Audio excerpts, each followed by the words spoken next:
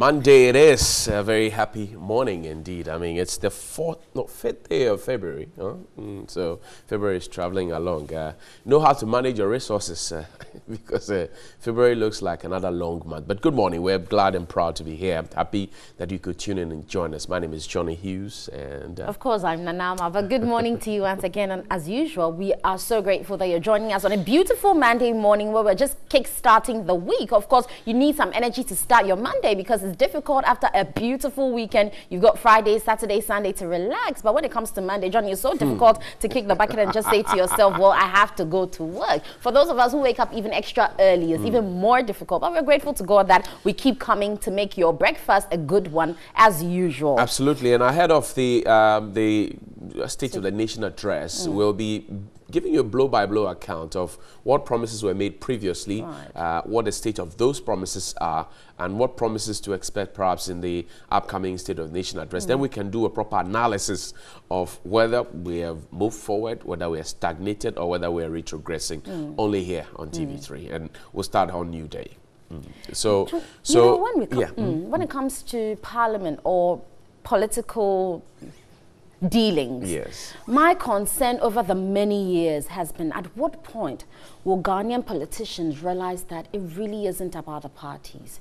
It is about the development of the country. Because, Johnny, every morning when we wake up to hear the news, the minority in a dogfight against the majority over many, many issues, it seems to us that it's the citizenry that always suffer because you put people in power to make good decisions for good governance for the country to move forward. But when the two elephants fight, it is the grass that suffers. And if the grass also decides not to talk back, then they repeat it and it becomes a norm. It becomes an accepted form of dealings. But this is not how we want Ghana to be run. We want parliamentarians who wake up charged and energized to actually go there and make a difference, one small difference a day, to make Ghana a better one generally. Because, I mean, when this keeps happening, it's for me like child's play. It's people who are just fighting for power and fighting to make one person look good against the other. But when you go to developed countries, I think they've developed because over the times, every parliamentarian or every politician is not looking at his own gain. He's looking at the communal gain of the country. And that's why we talk about USA and people are traveling there because, yes,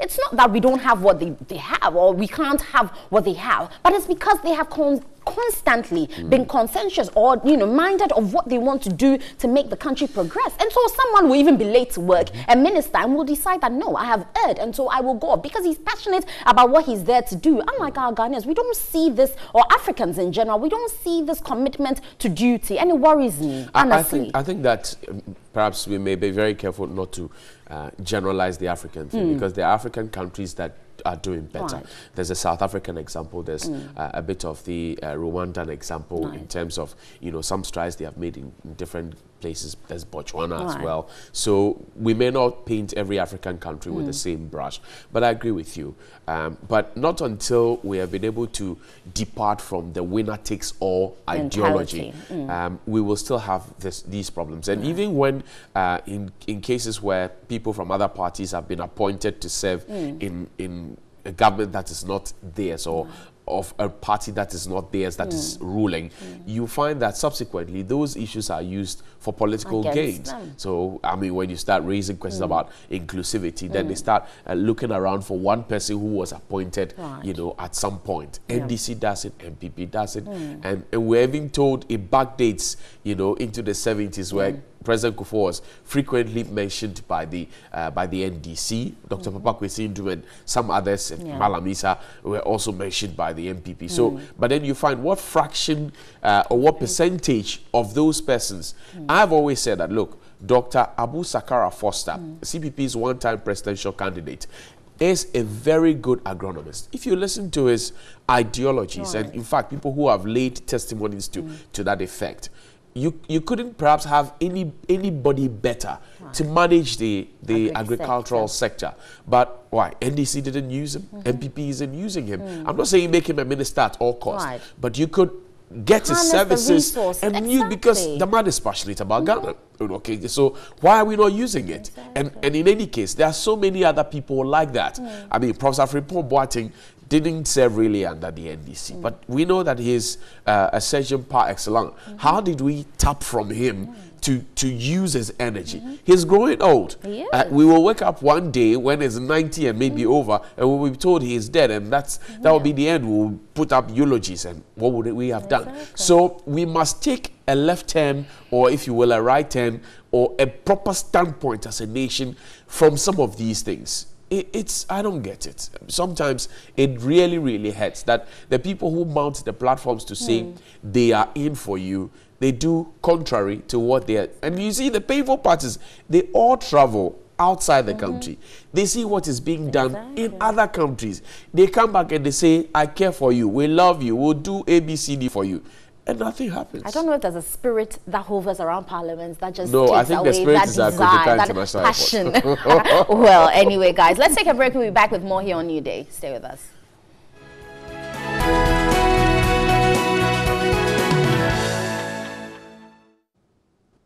Hello, good morning. This is the news for the morning. Now, President Akufo-Addo says Africa has the resources and capacity to finance quality education, promotes the interests of the continent. Speaking at the 3rd International Conference on the Replenishment of Funds for Global Partnership for Education in Dakar, Senegal, the president said Africa must make its own educational policy suitable to drive economic prosperity.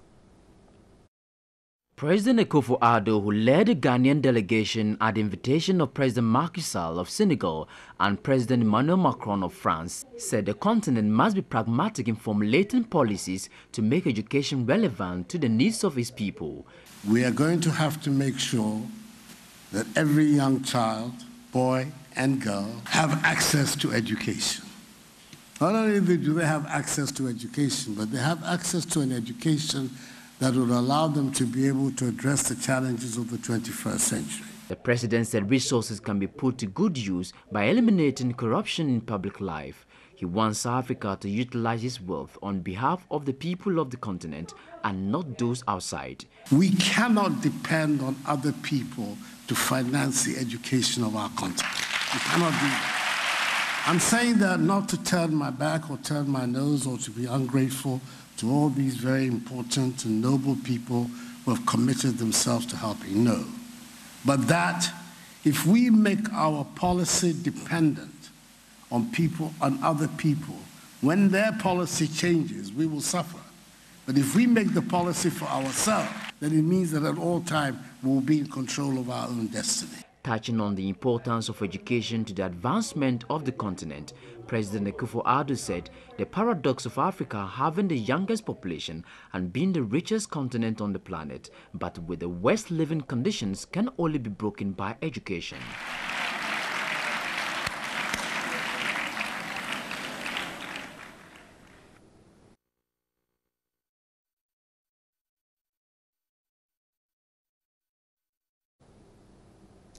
Now, key Get Fund projects in the Nkoranza municipality of the Bonohafu region have been abandoned for several months, affecting academic work in affected schools. Some of the projects, which commenced in 2014, are at varying levels below completion due to non-payment of contract fees. Here's a report by Johnson Techi. Bredi Number 2 Basic Primary School is one of the most affected schools, resulting in delays in the completion of the Get Fund classrooms.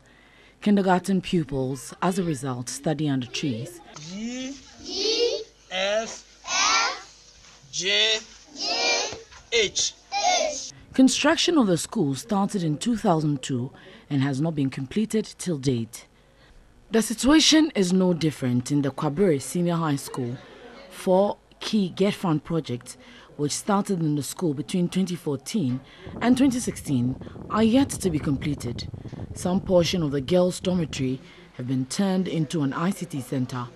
The boys' dormitory are now being used as classrooms, and the head teacher's bungalow is also serving as offices. The headmaster of the Kwabere Senior High School is Frimpong Nicholas. This is a multi-purpose down hall complex. We need it badly, and yet the people are not coming. If we had roofed it, we could have at least improvised to do a lot of things. And yet the roofing, we have been calling, we have written series of letters, we have gone to Accra. The district chief executive of Nkoranza Municipal Assembly, Dina Atakusiwa, assured of completion of the stalled project. What I will do is, I will ensure that they've done a good work there. Other than that, when their certificates are ready, I will make sure that I'm not going to sign it until they do the proper work. Now, school authorities in some senior high schools in the Ashanti region have lauded government's move to release money for completion of key Get Fund projects across the country. They say abandoned Get Fund projects in the schools have been impeding effective teaching and learning. Here's a report by Ibrahim Abubakar. Government has announced paying more than half of 1.6 billion cedis owed Get Fund contractors in the country, but a visit to some abandoned Get Fund projects in some senior high schools within the Kwabre East District tells a different story. A 12-unit classroom block at the Adventist Girls SHS, which has been abandoned for the past 8 years, is still standing untouched. The contractor says he is yet to receive any money from the government to enable him return to site. The non-completion of the project has compelled school authorities to convert their dining hall and portion of their dormitory block to classrooms. The situation, according to the headmistress, is impacting negatively on academic work. We have informed all the necessary stakeholders. We've written several letters. As for this video that you are capturing, this is not the first time. We have been praying and still the problem is still lack of funds. So we are hoping that at least this one will be an intervention from God so that we can have it completed for the students to have their effective teaching and learning there. At Adamase Senior High School, the situation was not different. The contractor of a 1-unit story boys' dormitory block has also abandoned the Get Fund project since 2010. The block is at the completion stage, but school authorities say the contractor is reluctant to come back because he has not been paid. Assistant Headmaster James Appiah says completion of the dormitory block will enable them admit more boarding students. We are limited to the few facilities that we have, and we admit in accordance with what we have. So if it is completed, it will help us to admit, it will pave a way for us to admit more boarders. District Chief Executive of Kwabre East, Nana Osei Bonsu, is appealing to the President to consider completing some key Get Fund projects within senior high schools in his district. When we come to Kwabre, we have 6 schools, senior high schools, and all the schools are having deficit in the area of dormitories, the area of administrative blocks, the area of classrooms, and a lot of things. So we are making a humble appeal to government to come to Kwabre East and help us so that when the school begins next time, we are not going to have that problems. And still on education, the Kwame Nkrumah University of Science and Technology has made plans to convert the boys' hall, Katanga Hall, into a mixed hall. The decision has been met with much hostility from both residents and alumni of the hall. The university's relations officer, Kwame Yeboah Jr., defended the school's decision, indicating by explaining that the move is in a bid to increase the female population of the school, which is currently at about 31%. Many of the hall's alumni, however, disagree with the university's decision and find fault with the reasons given for their move. In an interview with Pan-African TV, an alumnus known to the station as DB revealed that the University Council has taken this decision so as to gain full control over the students at KNUST. His reasoning is that as Katanga Hall residents are known to passionately advocate for students, when the Student Representative Council, SRC, fails to counter decisions made by the University Council, he believes that the UC aims to reduce the hall's strength by introducing women who are expected to be more complacent with decisions inflicted upon the school by the council.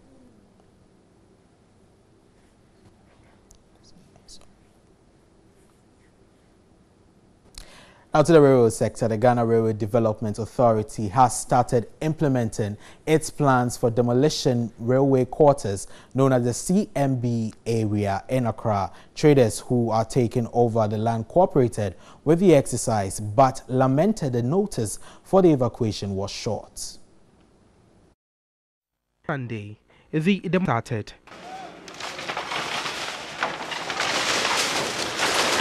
AM.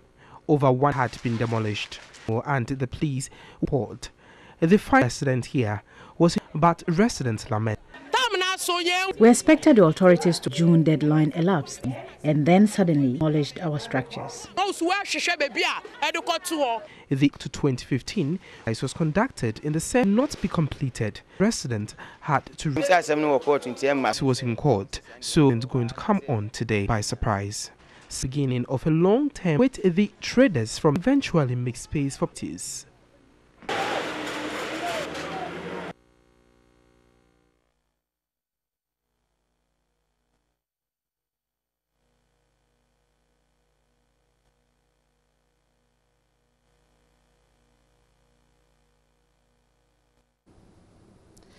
Now, the General Agricultural Workers Union, GAWU, has challenged government's claim it has created 745,000 jobs under the flagship program, Planting for Food and Jobs. General Secretary of GAWU, Edward Karewe, who has debunked government's assertion, wants the Ghana Statistical Service to immediately release its figures for verification.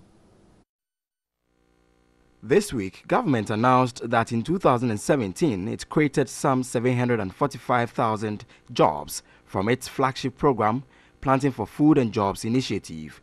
The Minister of Food and Agriculture, Dr. Usefri Akoto, who touted this achievement, said the 745,000 jobs included 200,000 farmers who are already engaged in the sector. Extension services, farmer registration, all these people going around registering farmers for the program, and then the extension services that were engaged, the additional hiring of extension officers and so on. That is formal, because then that's the Ministry of Agriculture employing these and paying them to extend, to provide extension services. But the General Agricultural Workers Union, GAWU, is disputing the figures. General Secretary of GAWU, Edward Karewe, says the government must prove its figures. The 755,000 jobs, we need to know where are those jobs. Jobs are tangibles. Jobs are things you can verify. And in any case, it is even in the interest of government and the ministry to show to Ghanaians where those jobs are.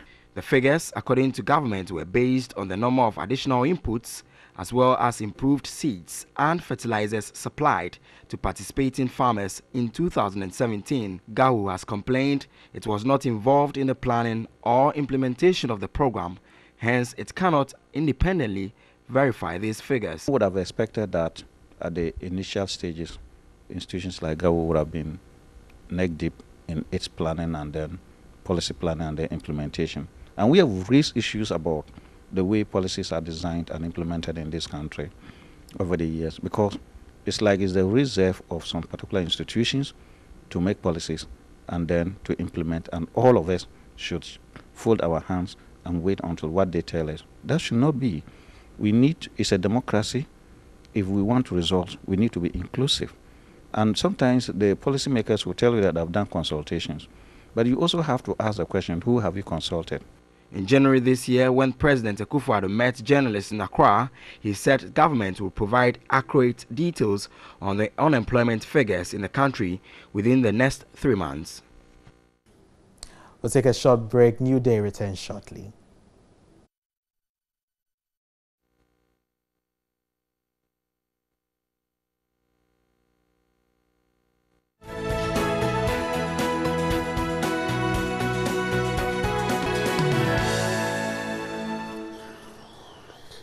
We're starting off with Daily Heritage for newspaper headlines. It says MFWA condemns threat on life of journalist. Also, FDA is to drag media houses to court for ignoring the ban on the alcohol advertisements. Also, disabled women entrepreneurs have quizzed government entrepreneurship agenda. Then finally, cash for seed probe verdict is out. Trade Ministry extorted monies from expatriates, says the minority members on the committee.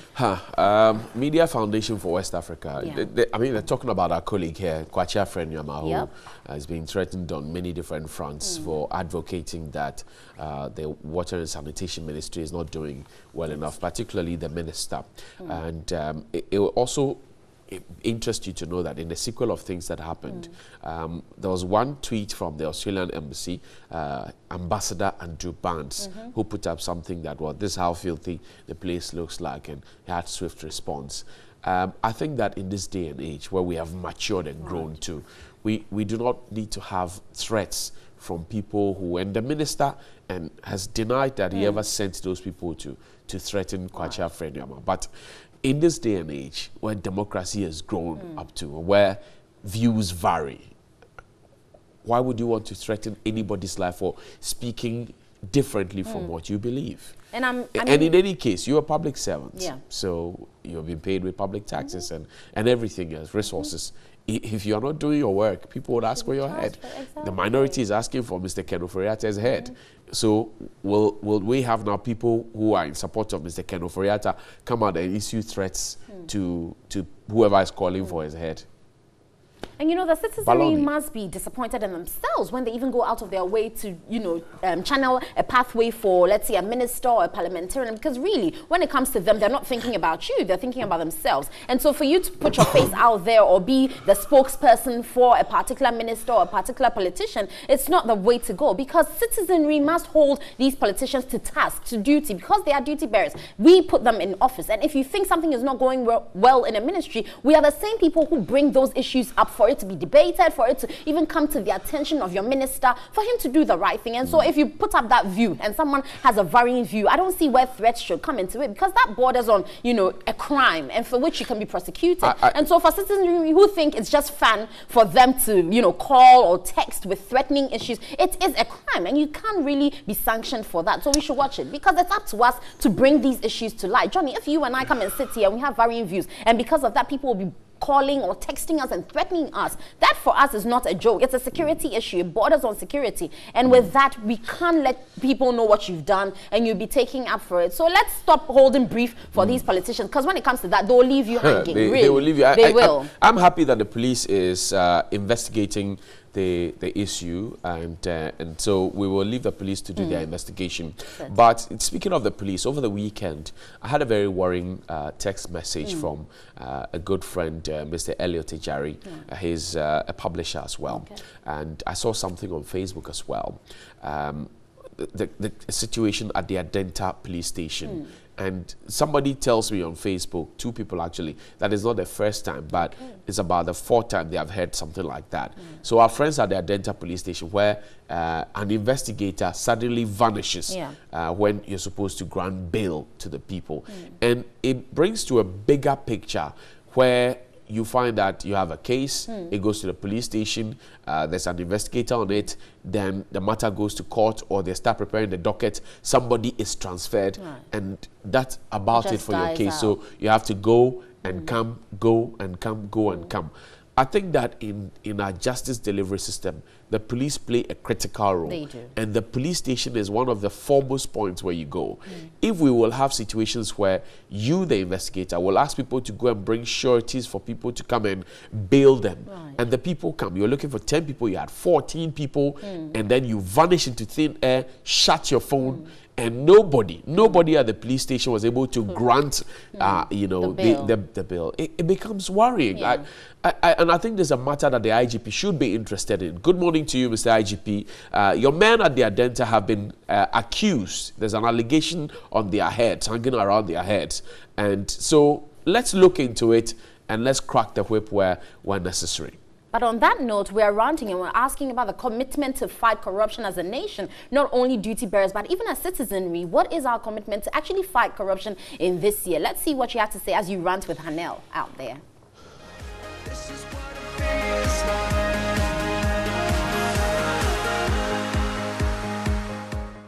Hello, welcome to Daily Rants.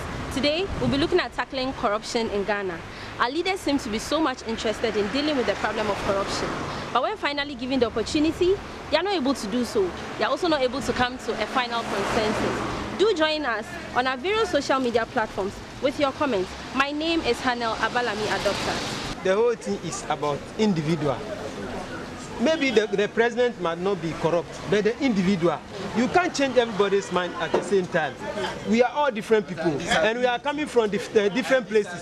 Why do you disagree with me? We are all different people, different-minded, different opinions. Everybody is coming with his own mind. Yeah. So the government cannot hold anybody responsible. Compulsory that don't be corrupt. Yet to Kromha, and you reported to the presidency say contaminated fuel. Boss, no, and I thought, Omaton, President, he went taking any initial action on the MD. He's still at post. Is it the responsibility of the president? Who appointed him? It is the responsibility of the president. When an issue is when an issue is raised against you, the president must act accordingly, step aside for investigation to go on. Whenever the president must step aside. No, the president should ask the MD to step aside for investigation. It's not necessary. It's not necessary. No. So it means the president is encouraging the corruption to go on. So what can the American now? Fine, but to fight against corruption, as a leader or president, we have way power beer. You close your eyes. Now, what do you hear? Said you able to me a corruption one. I just said the president, after one term. I just said, sadly, the president did take his initiatives now. But to me, minimize corruption. But corruption, mind you, a institution there from generation up to generation. It is as a president and now will be so as another fight corruption. Now one kasa wash your home, what size of Jerry time corruption by a Kufono opposition. Kufobaya, Nenkolano, Neman start here. I have a baba and say corruption if you Adam Nanabre. Atam mercy by or try went to me. Mahama Baya may blend car blending and also giddy there a Baya Nanado, Edgin and Danechi, or so medium Bema says near the Ono Swabaya. Oh, a way power say, or you corruption, says about corruption. Ghana. I just said Ghana, and I said Ghanaians, Yenina decide this enough is enough. Cash for city, I have been. Deadline now say accommodate reports in the 24 January. What do you think is the problem? Me imagine say about mean to say corruption be any Benanado no or no nim who she and Mammy come out. So can say I don't know to move better as a leader of the nation. So we see Nanado and no one corrupt. Says he will not one say I didn't know Emma or your corruption. Young Castle or no fast conversion in pocket. There are so many ways. There are so many ways. Yeah, what to me for you know you're corruption. What to me for obite Ebia, Madra Mitreo, Ebia, Omo Mujiskanu, Nanado, one name Biamu, but what yourself to say one name. It's one brown, one for the person out. Young Tamini Yasu, Yanti Bia. I was saying, we can start time in the power. Now, I say, Nana bet me a phrase, some Nubium say, when report a missing family, report to my. I can say, and no bet. Some teacher number can say, time now, so you have my corruption in there can say corruption. We are seeing even FIFA crack corruption. But the only thing say Nipana Uba one, what dream out the Babano, and a president in here, or no, you do only why at match, while point you say better keep position, who quiet corruption, or no, want me by defend you, and on also and me can say 1 year corrupt committee now no best safety asset. After a person setting up the committee. There's nothing you can do. At the same time, to the fighting. At the same time, the American say corruption there. Yenina yeni. Enya de enya ndene shiase. But say uyo man penny. Asantifoni ebu abebi say penny tifie na nkola winyanka. Ye kan na kakua oka hudi. The president ya yotuo. Ye tihana allegations by say the deputy chief of staff no. Omu jiska ansana omama nipa access to the presidency. And I refer case no edukoma police. President Nankasa one set as a leader no or BB say oh ma take this issue with very serious. Meba as a president no say BB because to say ya for nice form Mekai Mahamatan the former deputy transport minister or say former deputy communication minister oh ka say okay $1 million Victoria Hama okay say okay $1 million immediately no president no Meba, who are politicians now say who you at least 10,000, I say who can say who $1 million. And if I know for Kwenye scam, the year can say the president our teaching, the president our teaching corruption.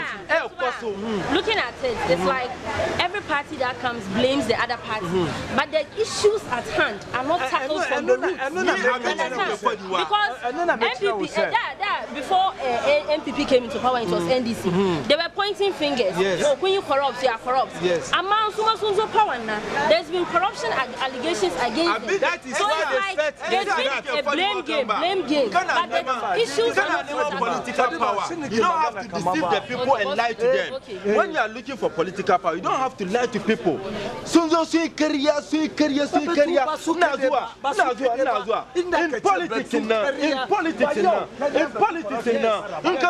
look, we were in this country. I'm coming. Allow me to land. We were in this country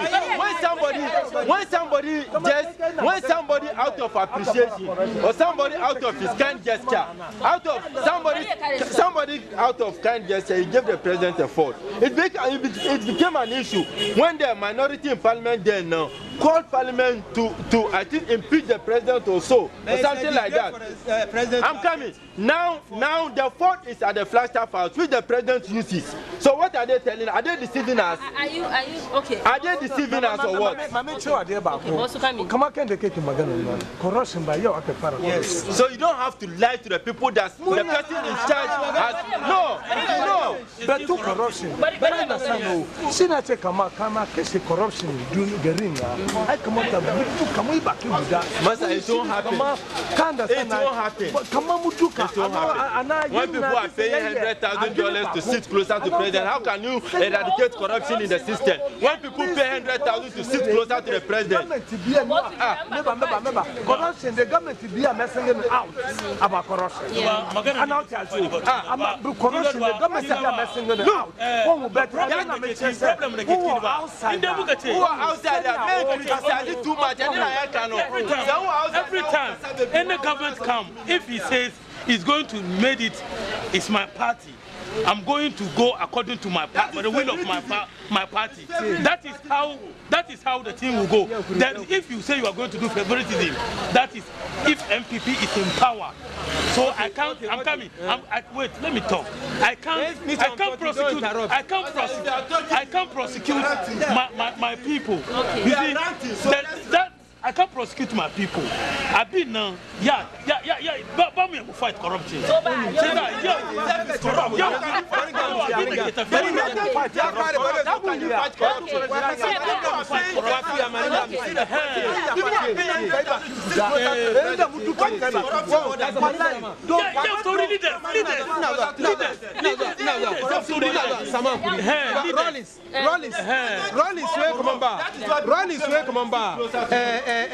Abinga corruption at in government, Abinga Lima, ya overthrow Lima, ya zo ya try fight corruption, Rollins, ya jail Mutani, ya kashe Mutani.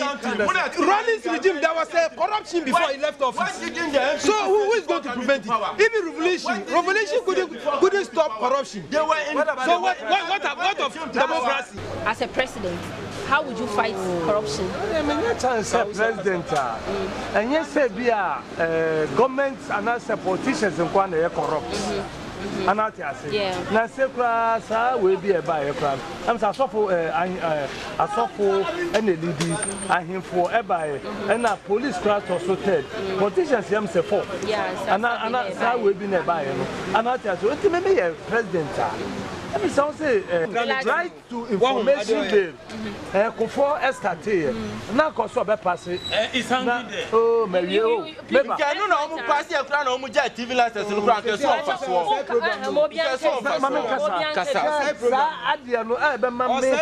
We are ranting no. Me me ordinary Ghanaian right etuma communities and I say investigation electricity and me we akwa investigation no. Kofo right ni ho. See Obede bill no went to me 8 years or 4. It's a one now president. Then obey. Then Mahama Ebaye went to me and that's about first 3 months 90 days. Update on to me. There are some bills and the Yama Ebema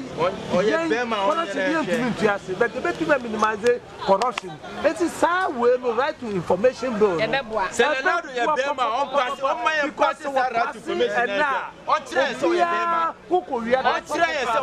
Nyankopon po ni fie corruption ho asori dem ena mi ka che say tie dem mi ka che we ni tie dem mi ka ne asori dem ena nya mi fie asori dem nya mi fie asori nya mi fie enya mu na mu de corruption ko asori dem tie dem na mu na mu de corruption ko asori dem David mu na mu de ko ni say asori na si wona asori nya corrupt ukrofo wo mu no say abani nya na ya aban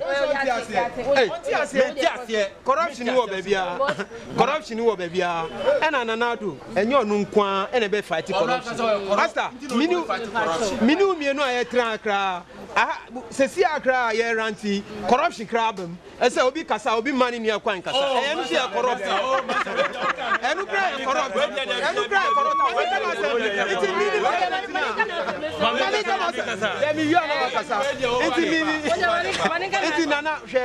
nana oboni humodi say corruption ebe ko form se mimini nana un say one thing is untimi appoint obi ene o kire o corruptor na we yi no oh mamika I totally disagree. I tell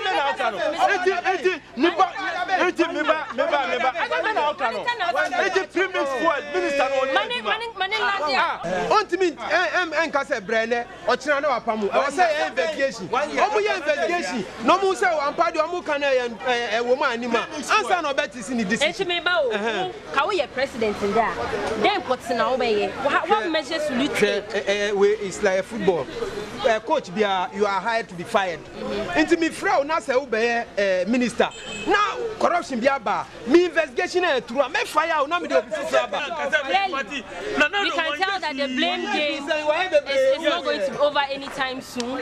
Others think that when you're in opposition that you can tell that the government when they are opposition before they see and when the tables turn round it's another thing altogether. This has been really fun. Join us on our various social media platforms.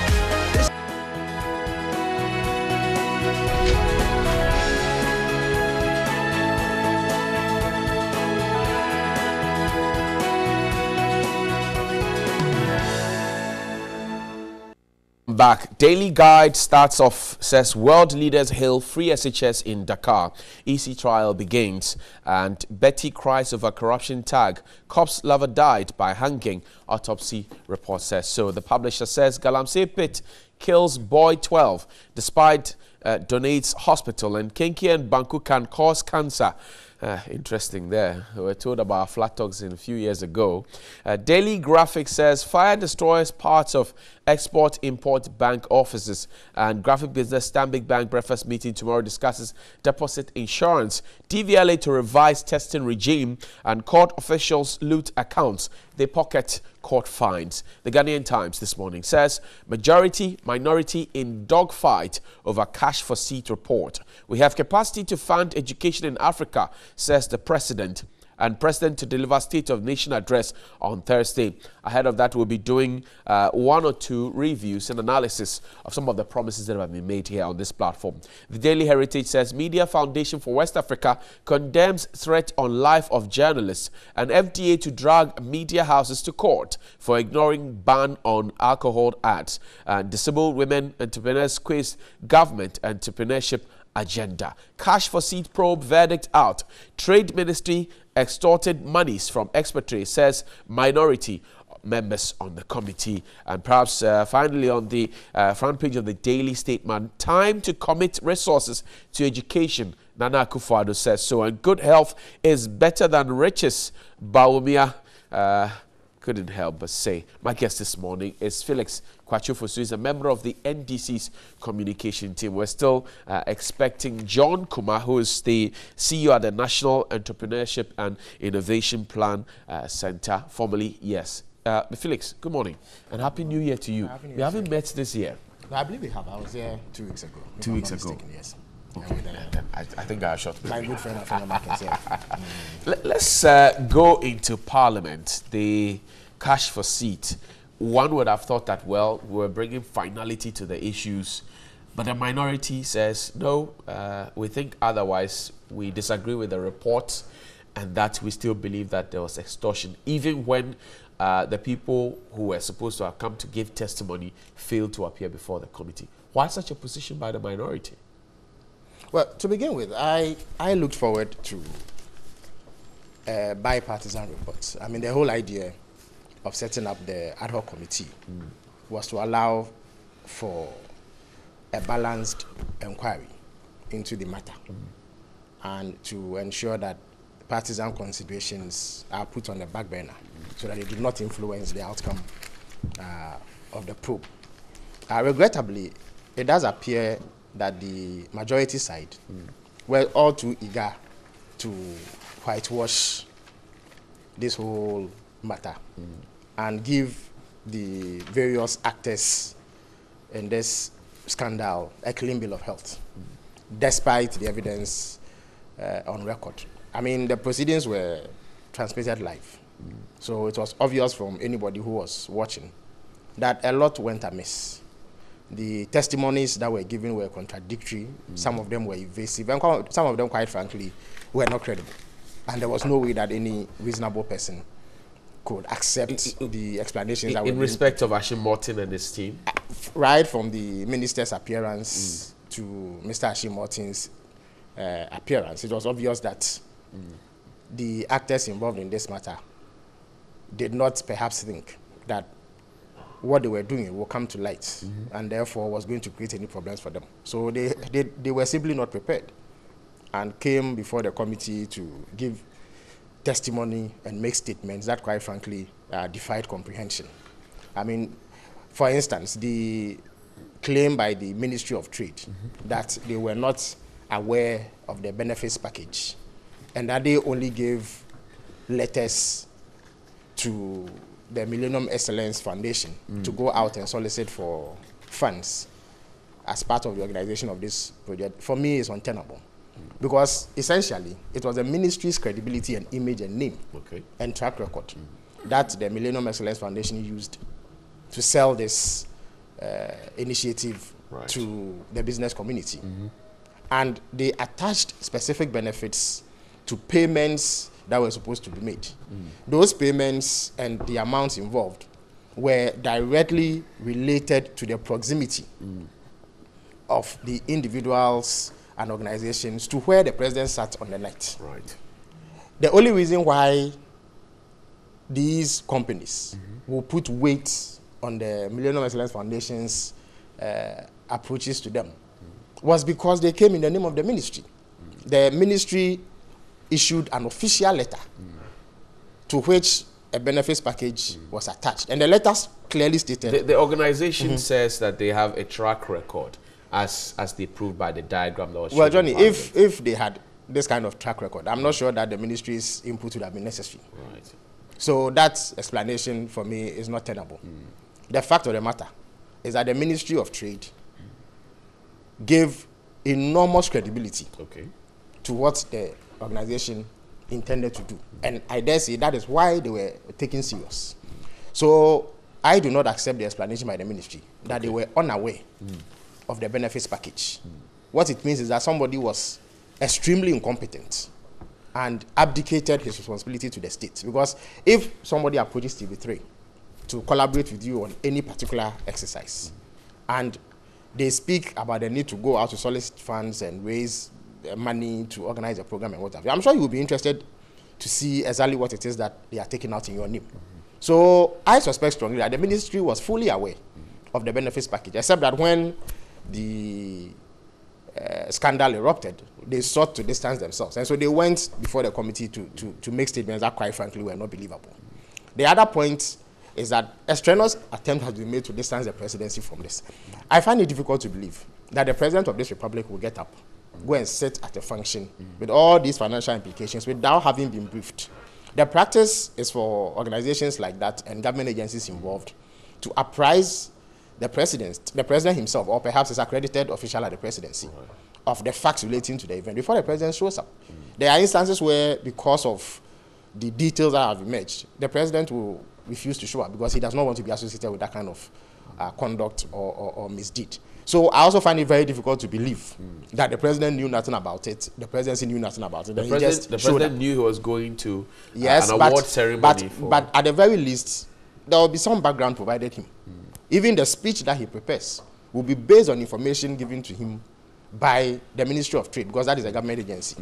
And Carlos Ahinkra is on record to have said that the presidency was briefed about this. Indeed, at the hearing, if I'm not mistaken, Mr. Ashimoti indicated that they paid a courtesy call on the president to invite him to the event. So I don't think that they just showed up and left. They would have spoken to the president about what is best practice? What level of briefing is a full disclosure? Basically, you see, there are several officials, there are presidential staffers, there are aides.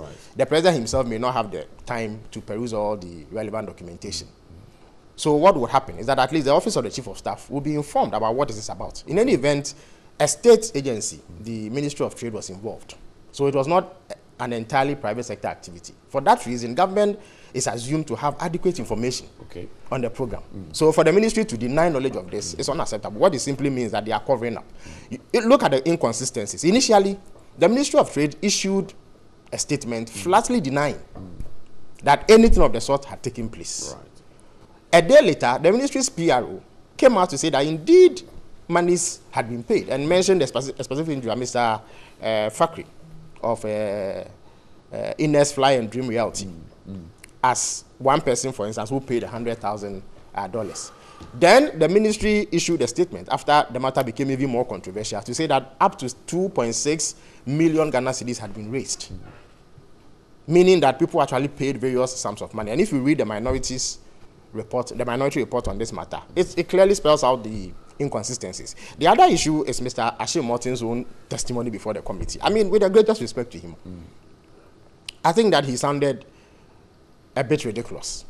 For instance, the notion that businessmen, wealthy businessmen, would actually pay $100,000 to sit with him to have dinner after this event, sit beside him. We're told it was for sponsorship. Yeah, but the point is that they cannot not necessarily to buy the seat. No, but if you look at the benefits package, it was clear. Depending on where you sat, you paid a certain amount.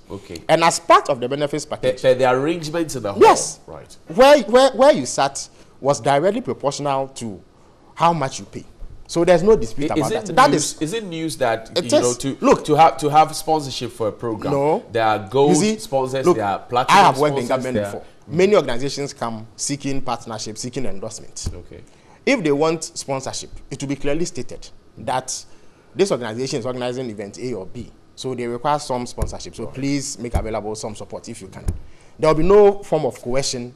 It will not be tied to where you sit near the president. Mind you, it was not just about where you sat.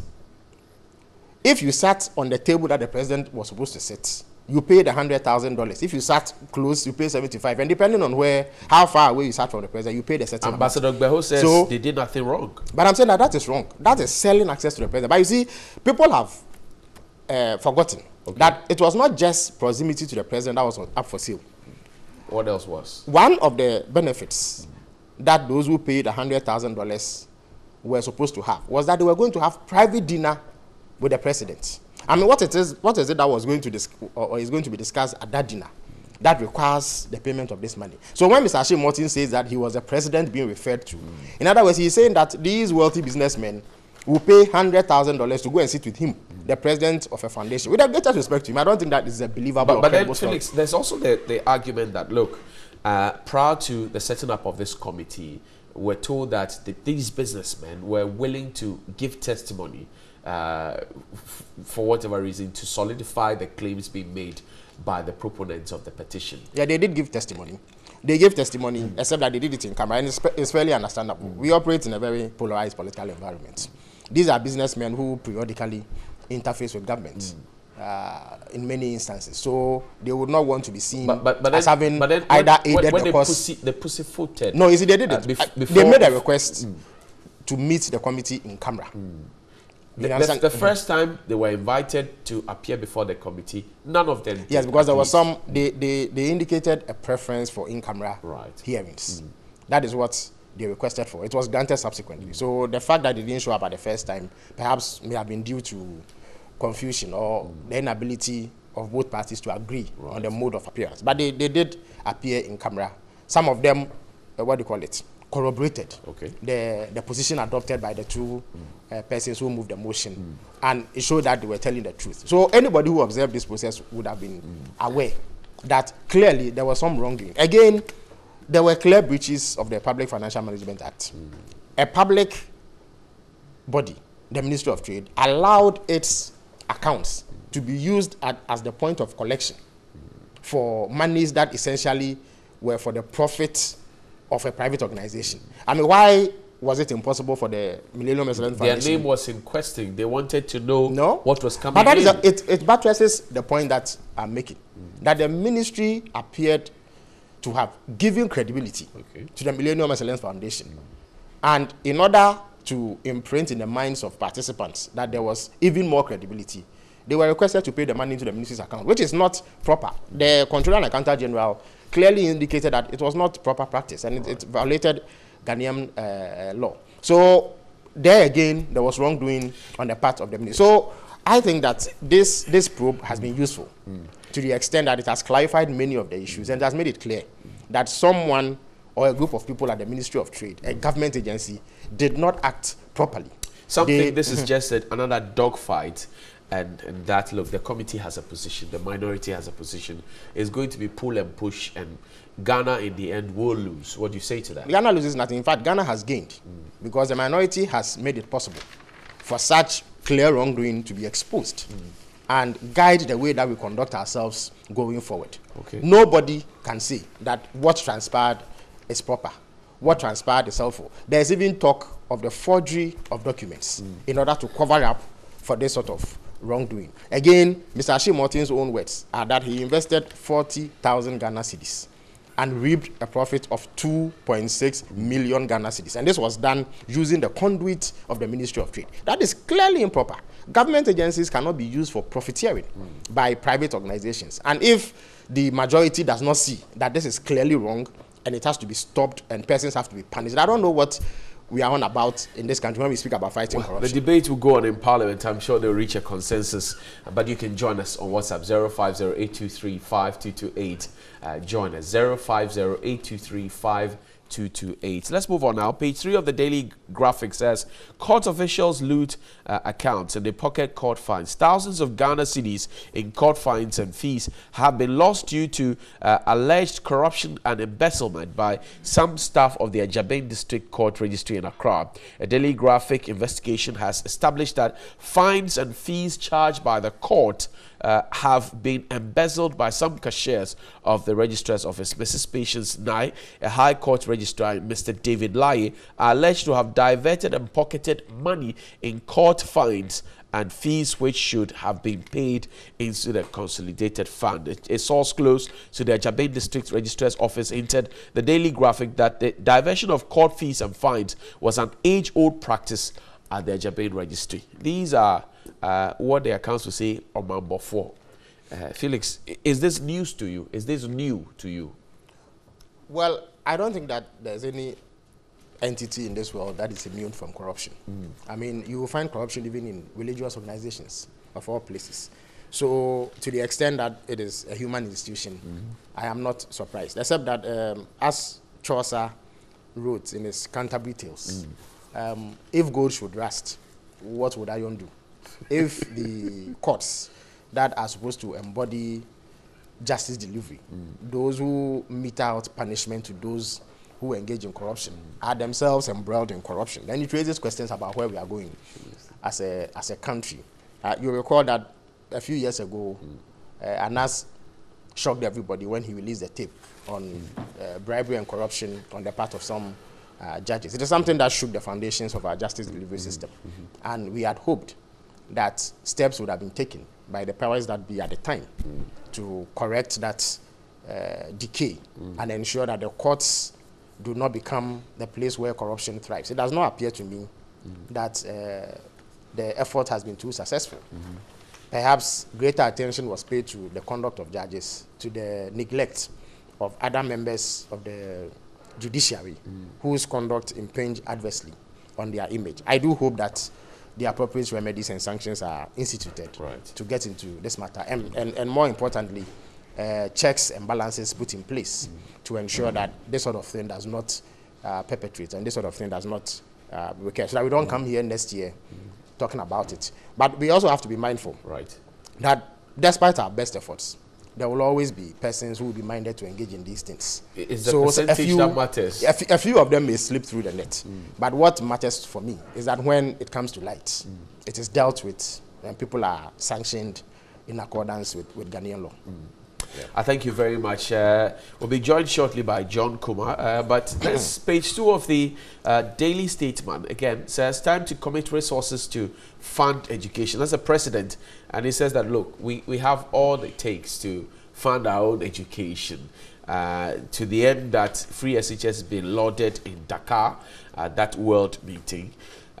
Felix, do you side with the president that we have all the resources here, that we don't need to go begging for resources to fund our education? Well, that is platitude now. It is what everybody says. We've been saying for a long time. What is the reality? We've been saying for a long time that Africa has the resources to develop its what do you call it? It's to develop itself. But the reality is that there are major challenges that have often made it necessary to seek assistance from all manner of sources. I particularly do not think that there is anything fundamentally wrong with seeking assistance to develop. You know, our history and where we have come from has made it a bit more difficult to develop the way that other continents. The strings attached to those resources that come. Yes, of course. But the point is that we live in the here and now. This term, children have to be educated. So if you don't have the resources now, what do you do? It is not the time for platitudes and flowery language and rhetoric. You think it is practicality. I see too much of that on the part of the president. It is okay to give nice and brilliant speeches, but what is the reality on the ground? This free SHS that he speaks about, apart from asking parents not to pay the fees of their wards, what other things have been done to enhance education? Free food. No, you've not grasped the import of my question. By word of mouth, parents were asked not to pay fees. That would have meant that government was going to make available the money to pay for those fees. How long did it take for that money to go? It took forever. As I speak to you, I'm not sure whether indeed all that money has gone or whether or not the schools do not have outstanding commitments to meet. Only 2 weeks ago, we were informed that as many as 553 schools had not submitted returns. Government claims that it is these returns or the lack of it that has hindered its ability to release monies to finance it, when we all know that they simply do not have the resources to do it. In addition to this, whilst this has been done, huge problems have surfaced. We have children living in horrible, appalling conditions that do not bode well for quality education. Because if children have to sit on cement blocks to receive instruction, they have to sleep on the bare floor in the open and are subject to the vagaries of the weather. If children have to eat food that is not nutritious, if children do not have textbooks, exercise books, they don't have classrooms to study in, what possible outcomes can emerge out of the system like that? The president said it's a mindset. It's a thing of the mind. It is not a mindset. You see, again, I spoke about platitudes and rhetoric. There's no mindset against education. What you simply need is money to pay for the education. If that money is not forthcoming, no amount of rhetoric will address that concern and lead to the sort of outcomes that we expect from the education that we are giving our children. So when you speak about free SHS, you must match it with the release of funds. If you don't have the funds readily available, you look for a system that ensures that you don't subject the children to the sort of difficulties and hardships they are going through. Why? We've had the outbreak of serious diseases, and the Ghana Health Service has stated, it's a matter of public record, that the overcrowding in these schools has played a role. We've had news of bedbug infestation in some schools. We've had overcrowding in schools in urban areas. So the problem is not about the philosophical question as to whether or not education is what we need to move forward, or whether Africa is in a position to finance its own education. What the problem is about is that government has difficulty raising the resources to finance it, and yet is implementing a program that requires huge financial outlay. That is what the problem is about. When the children the children are not sitting on desks. It is not a speech in Senegal that addresses that question. Look at the budget that was presented. Look at the budget estimates, the appendices attached to the budget of 2018, and check how much has been allocated to education or free SHS, 1.1 billion Ghana cedis. Meanwhile, you need not less than 1.6 billion to finance it for the 4 terms that we have in this year. Mind you, in September, another cohort will enter as first-year students, and those in first year now would have moved on to second year, and they will do their first term. You need money to finance that, not rhetoric. The truth is that whereas nobody can quarrel with whether or not parents will appreciate not paying fees, the conditions under which the children live are appalling and requires immediate remedy. I thank you very much. John Kuma is joined as the CEO at the National Entrepreneurship and Innovation Plan Center. John, welcome. Good, thank you. How are you doing? Happy New Year. Yeah, thank you. So the president says that we have all it takes and the resources to fund our education. Felix thinks they are mere rhetorics and plaudits, and we should get away from that and look at the real issues. What for you are the real issues? Well, first of all, let me say good morning to viewers.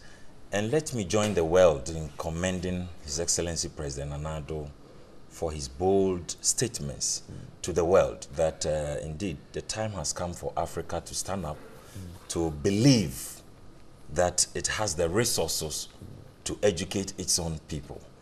And what we need is not even the resources. What we need is the belief that the money is already with us, and that let's stop the corruption. Let's block the attempt to, take the capital flight, carry the money from Africa into other people's benefits. And that when we are able to become conscious that we need these resources to educate our people, we'll find the money here. Now, what Felix is talking about is not new. And it's true that, of course, some schools are facing problems. I can assure you that when his government was in power, and we were paying fees, these problems were there.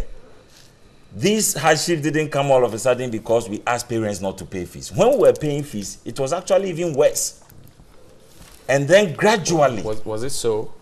Well, I don't know when all of a sudden Ghanaians realized that we lack enough academic infrastructure in this country. Those were questions that were raised ahead of the implementation of the free SHS policy. Fantastic. That look, if we're going to give the children free meals during school hours, we needed to get the kitchens, the dining halls. We needed. These questions were raised, and I'm sure you're aware. We will continue to raise resources. Even questions about funding, where the Heritage Fund came into There is no debate. question about that. I mean, let's continue to raise all these concerns. We accept it because it helps to improve the system. But the important thing is that they said we could not even start. At the end of the day, we have started. We are all witnesses to what is going on. The challenges you speak about, why not? Let's accept it. And then we seek to improve it the next time. How long will they last? That's the question. Well, as long as we live, we'll continue to have problems. Because when you solve one, you engage another. Bed bugs, meningitis. Look, let me tell you, since we have all been to school, we know that this is not new. Right. That schools are experiencing bed bugs and meningitis and diseases in our schools. When you were in school, you faced it, but you were paying school fees. So the fact that you've been given free education doesn't mean that every problem in your school is solved. So let us not link it. The policy is fantastic. We know the benefits to Ghanaians, And every complaint that is coming on board is worth He hearing. raises a critical question about the new batch of students that will come in September. Are we ready for them? More than ready. We are more than ready. We have the but they funds? even said we're not ready for the first batch. Why are they raising the questions? Let us wait. The next batch is just September. They will come. They will go through. Government is serious. We are committed to raising this resource. Look, he says we have financial constraints. Tell me, which country in the world is not faced with financial constraints? Tell me. Is there a country in the world that says that it's financially sufficient? I haven't seen none. Everybody have their peculiar problems that you confront with. And if, as a continent, we think that educating our citizens is the way to go and to liberate this continent from the poverty that we are in, let us commit all the resources. And we have the resources here. After all, how much was being pledged? Those are rhetorics, aren't they? I mean, what is rhetorical about having gold and diamonds and oil and all that? What is that? What is rhetorical about Go to it? Obuasi, it looks like a cave land. Forgive me, those in Obuasi, but they have nothing to show for it. That years of mining there. Cocoa, I think that we're suffering from the Dutch disease ever since we got the oil. Well, but that's not true, because if you check the annual production of cocoa, we are actually 10%, increasing. 15%. We are not. It doesn't matter. How much do we earn from that? We see, we are not going to finance our education based on gold and cocoa alone. Right. We have to be able to diversify the economy and become more productive and more innovative in how we create resources to fund education. We don't have any excuse. The nations that are funding their nation's education, are they having this cocoa and gold and all those things? But they manage to look at where they have competitive advantage, and they are able to create the resources that will help to educate their citizens. Let us find the money, and we have enough resources and capability that will help us find that money in this country. And I am very happy that the president believes that whatever we are looking for is not out there. It is within us. And that is what we all as a people must begin to believe, that America doesn't have any money to give to us. There's no free lunch. They have their own difficulties that they're also confronted with, that they must deal with. But we as a people must also understand that, yes, we have what it takes if only we can stop the corruption and misapplication of public funds and direct it to where it is required. We can fund education in Africa. And I strongly believe in the vision of the president. Education in this country, and finally on this one, education in this country is not restricted to free SHS, or if you like, the second cycle. The basic school has its own set of challenges. They've been crying over and over again about it. So are we beginning to now look at it holistically, or we're just taking credit for free SHS? What are we doing? Let me tell you, free SHS comprises a lot of things. We are talking about quality education. We're talking about quality welfare of teachers. We're talking about quality provision of infrastructure. We're talking about even provision of food, feeding of the children. The basic school I'm talking about. Yes, and what free SHS is not only secondary school. If you look at the whole program of free SHS, it will start from basic. And when we say basic education under the program of the free SHS, it starts from kindergarten to SHS. Why has it not started? It's already started. How? Basic education, basic education is already free in this country. Oh, you don't know? Is it? People pay fees. I know. Well, if you take your child to private school, then you have to pay. It's not private schools. Public schools. Which private school did you pay? Kanish Anglican JSS. Then go and refund your money. 60 cedis. 60 cedis for what? I don't know. Go and check the reason why you paid, because I am telling you. They're charging printing fee and other things of that nature. Look. If it's supposed to be free, why do they pay? Well, but that is the policy. The fact that you are paying for a different thing doesn't mean that the policy is not there. Basic education Those in this secondary country, school don't pay a dime. Why are the JSS and primary school if people kids are exploiting, of course, let me tell you, even Printing at the, fee. take your time, even at the secondary school level, we have had saboteurs trying to charge parents for one thing or the other, even though it's been already paid for. So clearly, as for one or two so those challenges charging with the the printing system, fee in the basic school, you're saying of course, an also, illegality. that Once it's free, it's supposed to be free. Okay. And if they are in need of anything, they should be able to inform the government for subventions. So that I can tell the parents who are watching us that if their children go to the basic schools and they asked to pay anything, that's an illegality. Well, but that is the policy of government, that basic education is free secondary education is also free now. Okay. So it is up to us, you and I, to police the system, to help suggest ideas to improve. And where there are challenges, we need to bring to the attention of the authorities involved that why do we have a policy of free basic education, and yet when we take our kids, we have to pay. And don't forget, some parents, in the name of PTA, go to have meetings in schools and say that even though we are not supposed to pay, we want to contribute into providing this infrastructure or that infrastructure. And that is not an illegality. So let us have at least the basic framework and the understanding that we all are pursuing a free education policy in this country, and that all the challenges, access to funding, quality education, and improvement of the welfare of the children, will all be brought on board. And as we move on, we have to all help with ideas and innovative ideas about how we can improve on this system. It should not be that Felix and Co will have the posture, because one party will not be in government forever. Right. This is one policy we should not play it with partisan politics. Another government will come and Parliament is yet to vet the full policy of the free SHS. They should. There's nothing wrong with it. I mean, once we have the mandate, or the president has the mandate of the people to implement it, we are fully in support of it. Let us implement it to the best of our ability. And I think that very soon, let's give ourselves a decade or two, we will all testify to the benefits of educating our people freely. Thank you, John Kumar. Felix, coming from here at this point, and there's also there are a few things that he raised which I would want you to look at, and then we'll look at another leg, which is inclusive education. But step in for me briefly. Yeah, you see, Johnny, I mean, John's, and good morning to him. It's been a while since we met.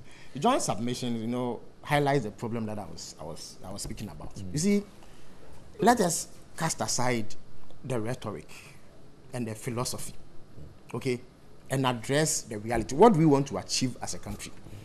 It is government's responsibility to ensure that all its citizens achieve a minimum standard of education. And I'm sure John agrees with me, a minimum standard of education. You understand me? The question then arises as to how do you achieve that? The first point of call is to ensure that you have a system through which Ghanaian children go to achieve that education. Mind you, you are competing with every other country in the world. So you are not an isolated island somewhere doing your own thing. What you teach your children and the impact it is supposed to have on them would either enable them compete with their rivals or their counterparts elsewhere, or will make them inferior to them in terms of their ability to contribute to development as a whole. So you provide the system. The question that we ought to ask is that, has government met the requirement of providing the system that guarantees a minimum level of education for everybody? It is true that before the introduction of free SHS, there were difficulties with access, quality, and what have you. That's not deniable. It is not, of course, it's not a matter of denial. That is why we actually put in place a system to establish senior high schools. So we started work on about 120 of the senior high schools. At least at the time we left office, close to 50 had been completed. The E-blocks. The E-block. The close to 50 had been completed. Another 30 or so were at various levels. Either they had raised lintel levels or they had to be plastered or whatever. But it was there. They are shifting the paradigm now. You see, the point I'm making is this, that you resolve the fundamental problems first. As a government, that is what you do. You don't allow children to go into a system and exacerbate problems existing and tell me that you are providing free education, that the difficulties existed already. You must resolve the problem so that when children go to school, they have that minimum standard that we all agree they should have. As of now, all they are doing is to compound the problem.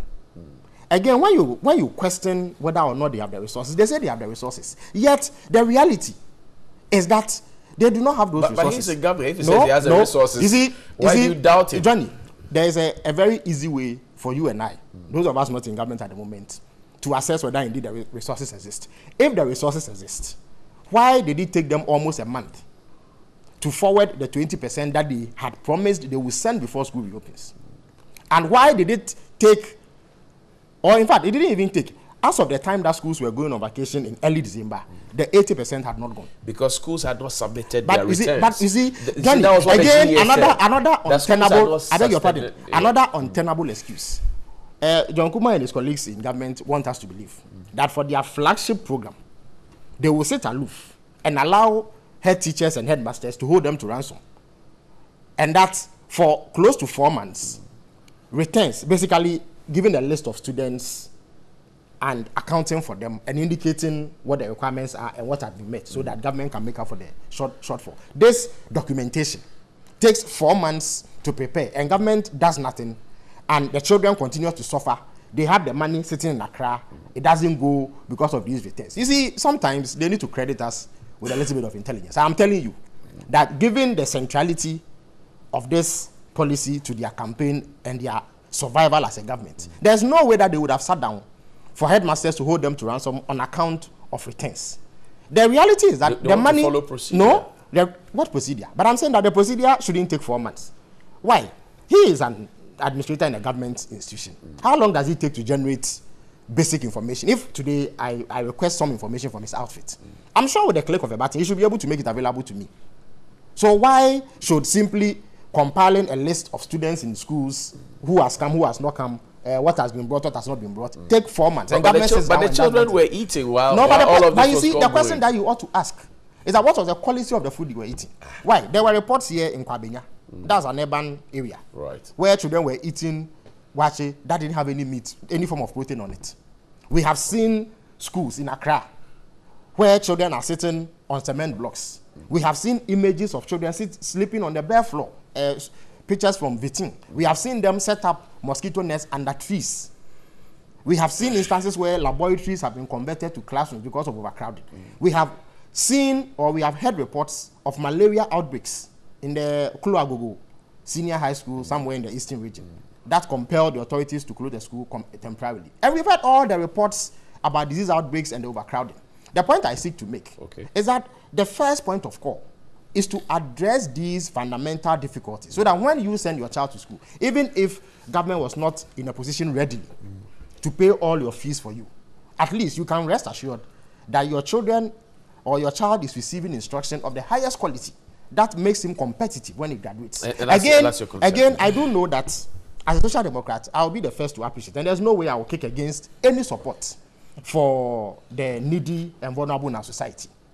If you check enrollment figures, there's a report called the Education Sector Performance Report, and I will encourage you to dig it up and read. You will find that over the last decade or so, every year there has been significant increase in enrollment. Right, that's true. Between the 2011, 2012, and 2012, 2013 academic year, enrollment went up by about 89,000. So what that tells us is that population growth is influencing the number of people who go into senior high schools. For that reason, you make provision for them. There are some of them too who cannot pay the fees, no matter what you do.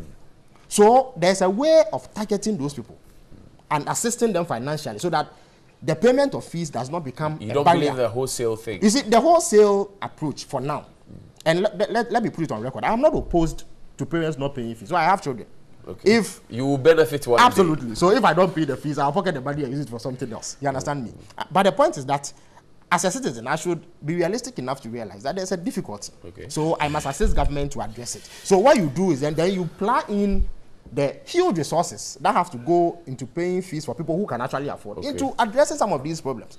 When we get to a stage where more resources come into our national kitty and we are in a position to wholesale bankroll the project, then you do it so that you don't have instances where children live in this sort of Felix said you're getting the implementation wrong.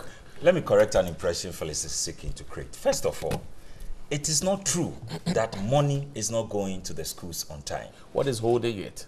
Listen, 20%, this is the process, 20% is usually sent to the schools ahead of any final data from the school. Right. Now, whilst we are waiting for the final data and requests from the institutions, they are sent every logistic that they require to keep the school going. That's true. So money is already going. You need to feed the children, here is food. You need to provide them textbooks, here is textbooks.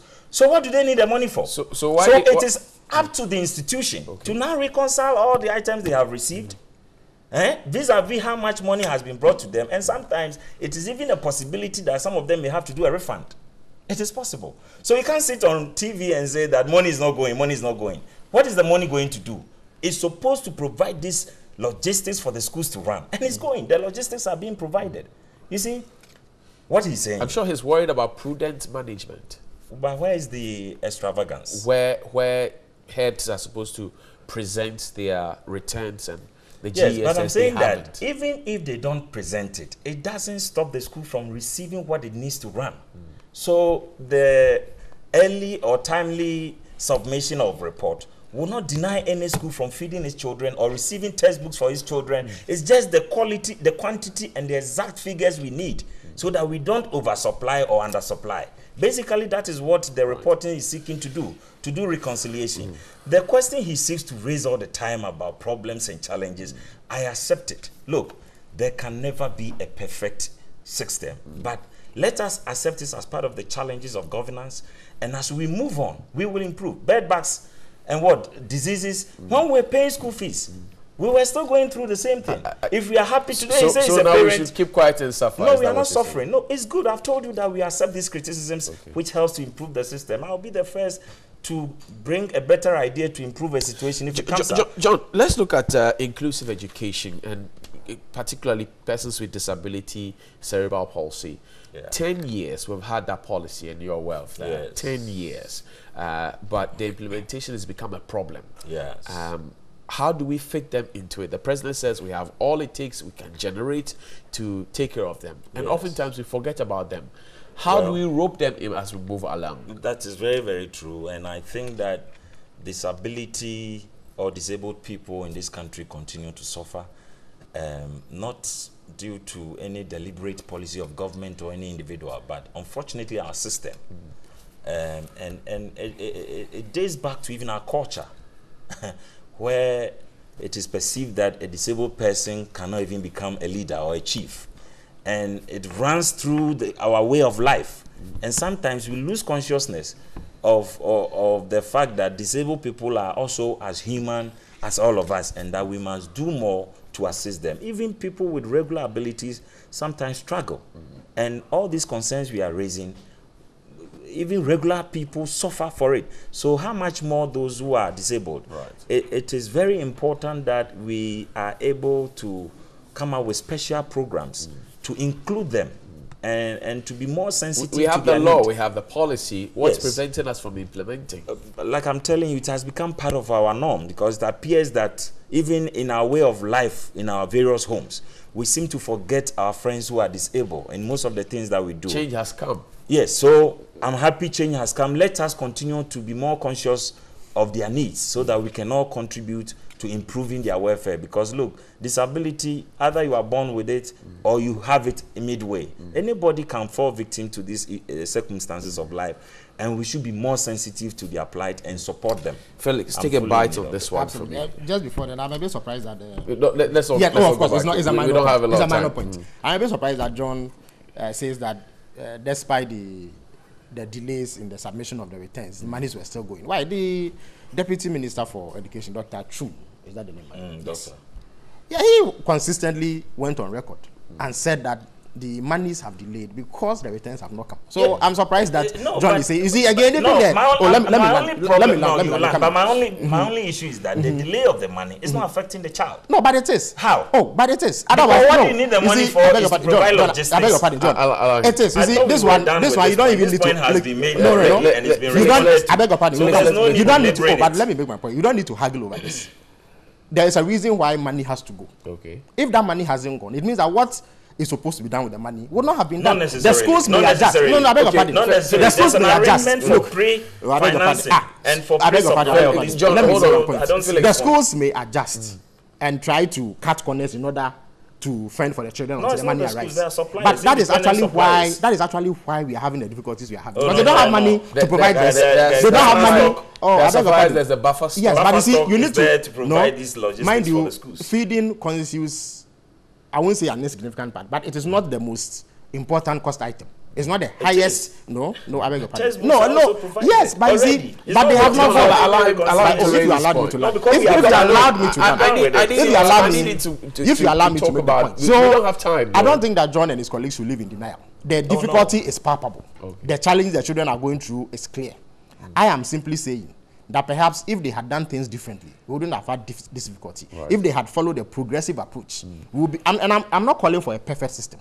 What I'm calling for, and all of us are demanding, is a minimum standard, which we have not met. Absolutely, absolutely. Let me make the submission. Yes, quickly. Again, I agree with John entirely that certain cultural attitudes and our outlook with regards to persons with disability also contribute to, if you like, neglect by way of national policy making and what have you. They appear, with the greatest respect to all of them, to become afterthoughts when we have fended for those who are able-bodied. That is what has happened. Like I said earlier on, we have significant resource constraints, whether we are willing to admit it or not, as a developing country. And it will be there for quite some time until we come to a point where we achieve the development that we want.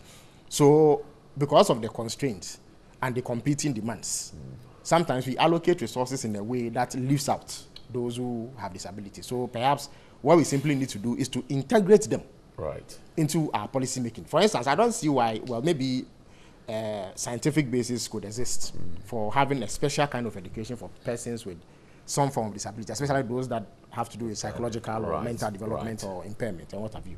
But if the person, for instance, is physically challenged, I don't see why his education should be any different from what the able-bodied person receives. Perhaps a national standpoint is not clearly seen. So Even that though is we the have starting, the policy. Yes, that is the starting point. So we have the Jolu Special School, Absolutely. but nationally we don't have schools designated for that should be the starting point. So you point. go to a regular school like Ayalolo JSS, and you won't find a single classroom reserved for those people. Or that has facilities that enables exactly. them. I don't even believe in the reserving classrooms for the segregation. What you simply need to do is to provide ramps, so that if the person is sitting in a wheelchair, they just come in smoothly. So we just help them to integrate. But it begins with consistent and coherent policy making at the national level. Once that is achieved, and a commitment to make the resources available and not discriminate against them because we think about them only after we've disbursed monies to those who are better endowed and who are blessed not to suffer from this. Gentlemen, our time is up. I thank you very much. I don't know if you have something, 30 seconds each, then maybe. We spoke about a cash for seats, but you were late, so we have moved on. So because he's late, he has no seats. He has no seat at the table. So unless he pays the cash. minority says, look, the committee got it wrong in that they still believe that extortion happened in spite of the fact that committee is clear. Well, you see, it is easy to set your own question, mark it, and give yourself 100%. It was a bipartisan committee. And now that, why are they now saying they are bringing the committee's report or what? No, they should But you see, why are they creating their own propaganda and forcing everybody to believe in their propaganda? If you believe that what you call for probe, you call for bipartisan probe, and that whatever findings that are coming out will be made known to everybody, why are you in a rush to come and tell one-sided story?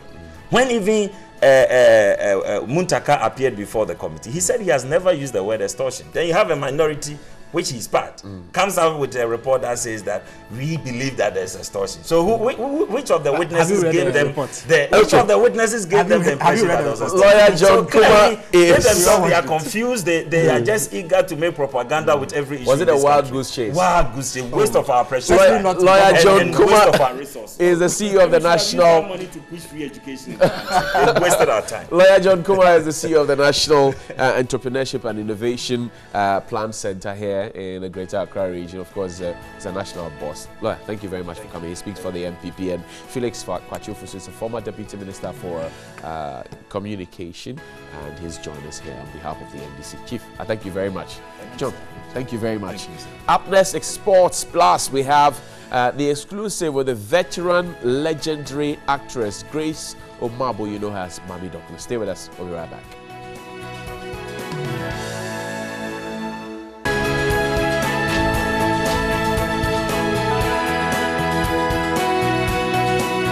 We'll be having a conversation about inclusive education. But now, let's talk to the woman who was born in 1946. She's a mother of 6. She rose to fame acting on stage and on the screens with a popular Akan-based drama known as Obra, and I also fondly remember her for By the Fireside. If you grew up around my time, you would know that this is the face impacting. She's a gifted trainer, she's an author, she's a benefactor as well. Grace Omabo. Yes, my Good son. morning. How you doing, Mommy? I'm good. Happy Thank New you. Year to you. The same. 72 and you look glamorous. Thank you. What's Thank the you. secret? I think it's first by the grace of God, and then I take good care of myself. Wow. Very good care of myself. I watch what I eat, and I don't let anything worry me. If something worries me, it takes just about a month, and it will be over. Wow. I love God. Wow. That's the secret. Yes, and I love people. I see. Yes, I give, and I do good to people. Yes, that's my secret. I love the local dishes. Okay. Ampesi. Okay. So that's my favorite. And then a little bit of fufu. I don't like the fried rice and things and things. No, no, obviously you're not like them. You don't consider yourself a slave in the kitchen. No. But on the note of giving, I was talking about it the other time, how you raised Ajua Smart from nowhere to somewhere. Right. And congratulations as well. Thank you very much. Thank you. And not just here, there are a lot more people that you have done. Lots and lots of people. And so we celebrate you today on Thank you, my TV3 son. New Day. Thank you, my son. So what's the next step for you? You've been missing. Are you back? Yes, I've been back for over a year now. Okay. I don't know, but I've been doing weekly production on one of our television stations. I don't know whether you like if I mention the name. Right. GBC Obra is still running. Oh, I see. After Talking Point, yes. We the old ones have the good old Obra. Yes. We've gotten together and we are doing productions. Right. And then once a while, you know, some production companies will come and say, Mommy, we want you to come and maybe play a modeling role on our production. I've done a few of these Kumawood films also. And then Layla. Okay, Jancy. Yes. Okay. Came and then we did some productions. Okay. Right now, I think she's in town and I am playing a little part in that production. There was this other production that came from US. We won an award in the US. And I saw your Lifetime Achievement Award. Congratulations, by the way. So, which is your best stuff, the stage or being on camera? Well, the stage is good, but you've got to chew the lines, you know, because over there you've got to get it. Over there you cannot cut and come back to do retakes. But in movies, they are always cutting and retakes. And I haven't done the stage for over 30 years now. I don't know whether you remember during the time of President Rawlings, the art center was very active. Vibrant. Yes. Both stages, the one outside and the one inside. Right. And the place was filled up on Friday nights, Saturday nights, Sunday night. That was when theater. What is missing? I don't know. I go to the art center and I see the place dead. I don't know whether it's the ministry that is actually trying to, you know, bring these things up. I don't know. It's not with this government alone. It started from somewhere and it's gotten here. Because, for instance, take the National Theatre, for instance. You had to, you know, go and book for some time before you could get the play, because it was always booked. Something was happening every week. But these days, apart from Ebo Whites, and we don't hear anything. You see, I think they should try to revive these things, because as I was saying, during that time, I mean, we were doing plays like the Black Star, Jogolo, Mambo, and we have big shots in the government, like Kofi Potofi. Attending. Yeah, they were coming. They were part of the play. This was about 30 years ago. They were acting. Yes, Kofi Potofi, Sly, and a whole lot of them. Wow. And the president will give us a bus and will tour the whole of Ghana with this, essentially the Black Star was about Kwame Now we Nkrumah. have a whole ministry for tourism, culture, and creative arts. Has it helped? Last administration we had it. This administration we have it. Has it helped? I don't think they should attach the cultural ministry to the tourism ministry. It should be separate ministry. Why not? Yes, because I don't know. I don't know. Maybe I don't know. I'm sorry. I'm sorry. But it might be maybe the non-experienced ministers, persons. the ministers think more about the tourism. Right. more than the performing arts. Right. And I think, I don't know, I'm sorry, I don't know whoever Please, you know, you are 72 and over, you know. Maybe those that they put at the performing arts side don't know what they are doing. They don't know what they are doing. They don't, maybe they don't come from... we would say Honorable Abla Jifar Gomashi, who worked with you. And there was a problem between her and the minister. Right. You know, I don't know. Maybe this one was thinking that this one was outshining there and all that. But Is it a case of women against themselves, as we've been told? Why should it be so? I think it shouldn't be so because Jifar is from us. Right. She knows what the performing arts is about, but she was not allowed. That's what I hear, and I saw it. She was not allowed to experiment with us, to raise the performing arts. Every time we are just put under, and the tourism is at the top. And I think we don't like it. Even now, we don't like it. Please, Nana, we don't like it.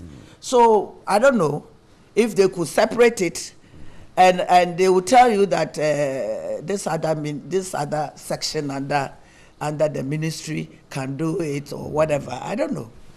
But I don't see anything being done about it. You don't see anything being done I don't about see. it. Let's look at you now and your likes, the likes of the Mark Jordan Amate, and you know, Emir Brown and some other legends, gone past 70, getting into 80-some, 90, Grace Naughty and the rest. What is it when you look back at the newbies that are coming? What do you think they're doing wrong that they need to rewrite so they can get on the correct path?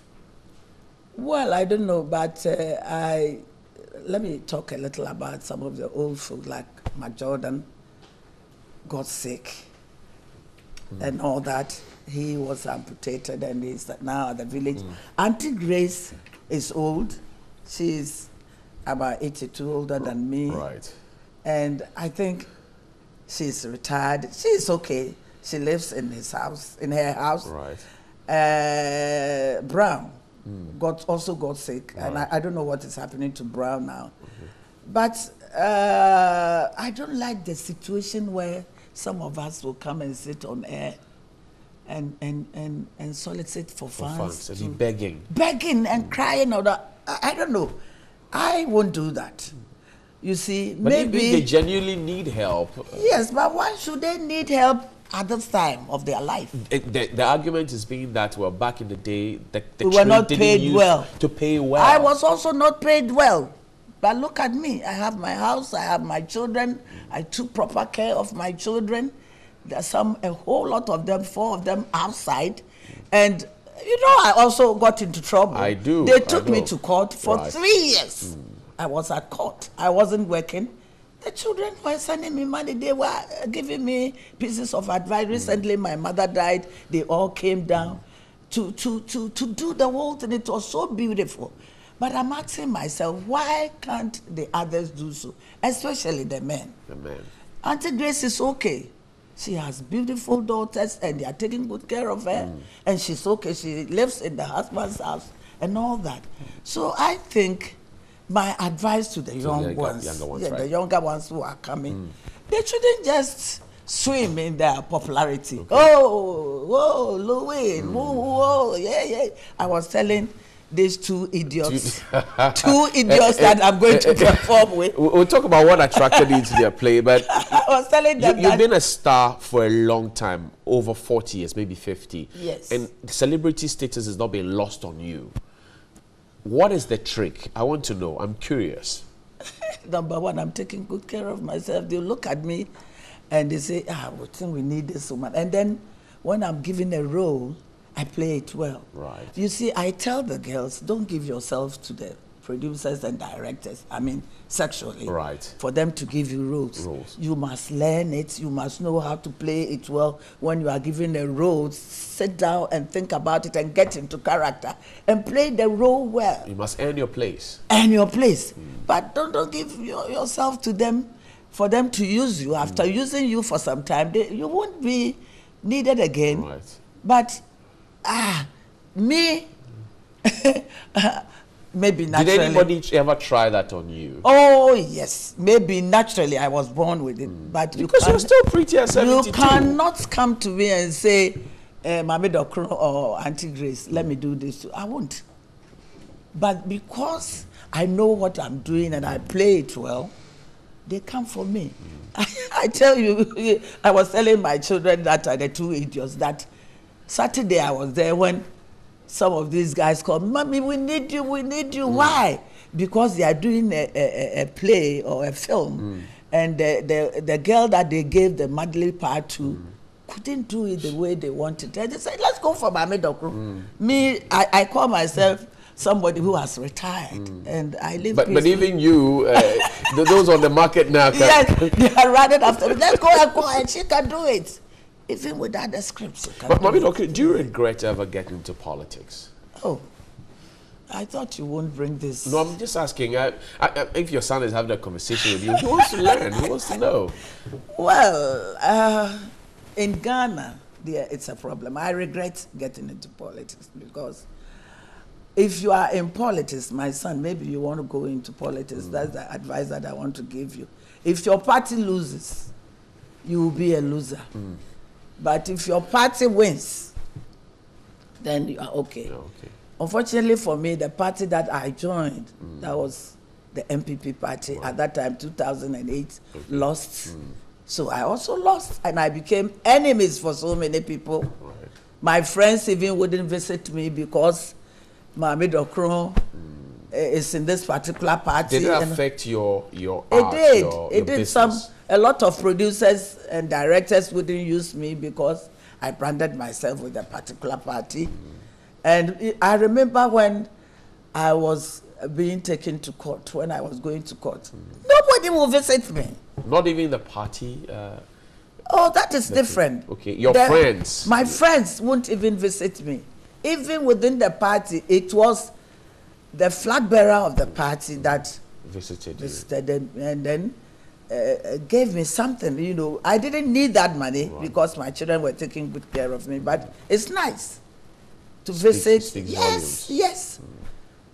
They wouldn't put me in productions, they wouldn't recommend me for anything and all that because we went into politics. Mami Dokro, tell me, this new production by two idiots in collaboration with the National Theatre, they call it what? They Love is Politics. Yes. What attracted you to it? Two of my very favorite brothers, General Ntatia and Dr. So. How did they convince you to join them? I do. They are interested. Very hilarious young men. Yes, very, very. Well, they came to me and said, Mommy, we want you to play this part. You know, like I was telling you that most of the good producers would think, oh, let's go for Mami Dokro because she can deliver. She can, you know, behave the way a mother should behave. They won't go and paint anybody's face or put on a headgear for anybody to come and play that. So they came to me. I said, yes, I've missed the stage. For 35 years now, I haven't been on stage. You know, stage is different from the movie, so I'll do it. I read the script and I said I like it, you know, because marriage and love has been taken as nothing these days by the young women. Some young women believe that cooking for your husband is slavery. No, it is not. Hey, women, listen to me. If you think that the man loves you so much and he won't cook for the man, then your marriage won't last. It is not. You've got to cook for your husband. You've got to cook for your children. You've got to take good care of your home. They say there is gender balance and feminism. No, it is. The men should do some too. It is there, but you can do both. You can do both. I was, you know, on stage working. I had a 10-piece band touring the whole of Ghana and the world, and I was married, and I was taking good care of my husband, my children, my home. That one there, if you are a woman and you feel, say, because this and that, I'm not going to cook for my husband and he will still continue to love me, then you are playing. When is this play coming up? It's coming on the 14th of February at the National Theatre, the Valentine's Day. Yes. 7:30 p.m. Yes, right. Okay, and right. we're told tickets are at National Theatre, meals, dessert, and more at Adenta Shop and Save. 60 cedis for single and 100 for couple. Yes. What should we come expecting? It's a very interesting play. You will laugh your head up, and then you'll be learning. If some of you young men, when you become a lawyer or a politician or you have money, you don't want to get married. Please get married. And you know, mothers are always worried for our children who don't want to get married, especially the men. Right. So we want to give them wives. So some of us, the mothers, will bring women from the village for you. Yes, yes, you've got to marry. And that is the situation that I find my son in.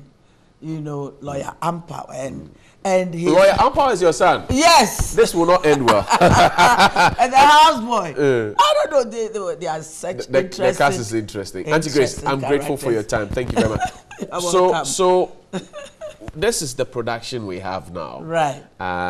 If you had one single advice for Ghanaians, what would it be? 30 seconds. That's your camera right there. Yeah, they should come to right now. They should come to the National Theatre to watch this play.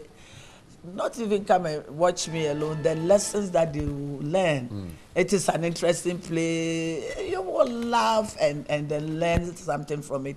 But please, Ghanaian women, don't think that because this thing has been going on, that because of women and this inequality, something you won't cook for your husband. No. Maybe the man will say that when you are courting, but if you don't do it, if you continue and you don't do that, the man will leave you for somebody else. So please. That's Efie Nyansa right there from the legendary actress Grace Somabo. So you know that Love is Politics is happening on the 14th of February, National Theatre, 7:30 p.m. One show only. Don't miss your chance. Go, learn, and enjoy. But right now, let's have a conversation about inclusive education. Dr. Nana Majiman comes up with that conversation shortly after the break.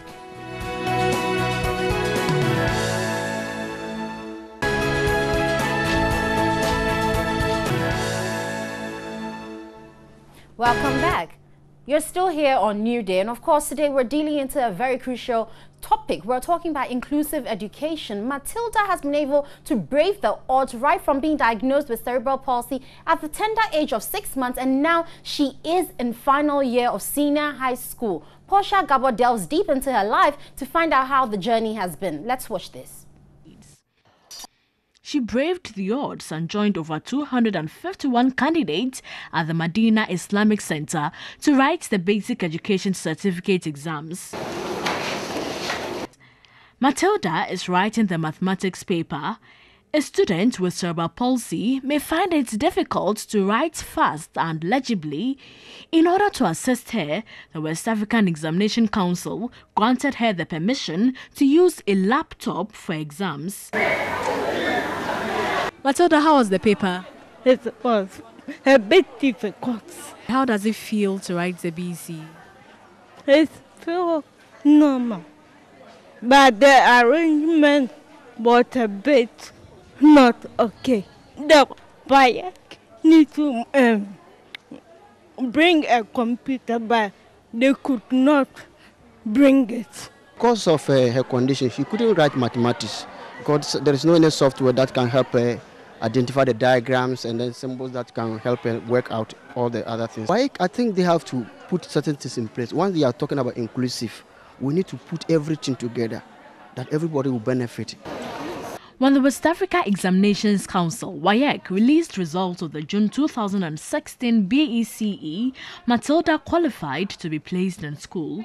You know, the Ghana Education Service is running an all-inclusive system of education now, and we made sure we placed her in West Africa Senior High School. It was privileged to watch the program on TV3 that showed us Matilda. At the time, she was writing a BECE, and I was touched indeed. And as if by design, he has been sent to West Africa Senior High School. With support from her peers, teachers and parents, Matilda feels comfortable and is able to participate in class. Maid servant. The maid belongs to which class of words? And Clap for Matilda. How are you coping in school? Quite over. Your colleagues here, how are they treating you?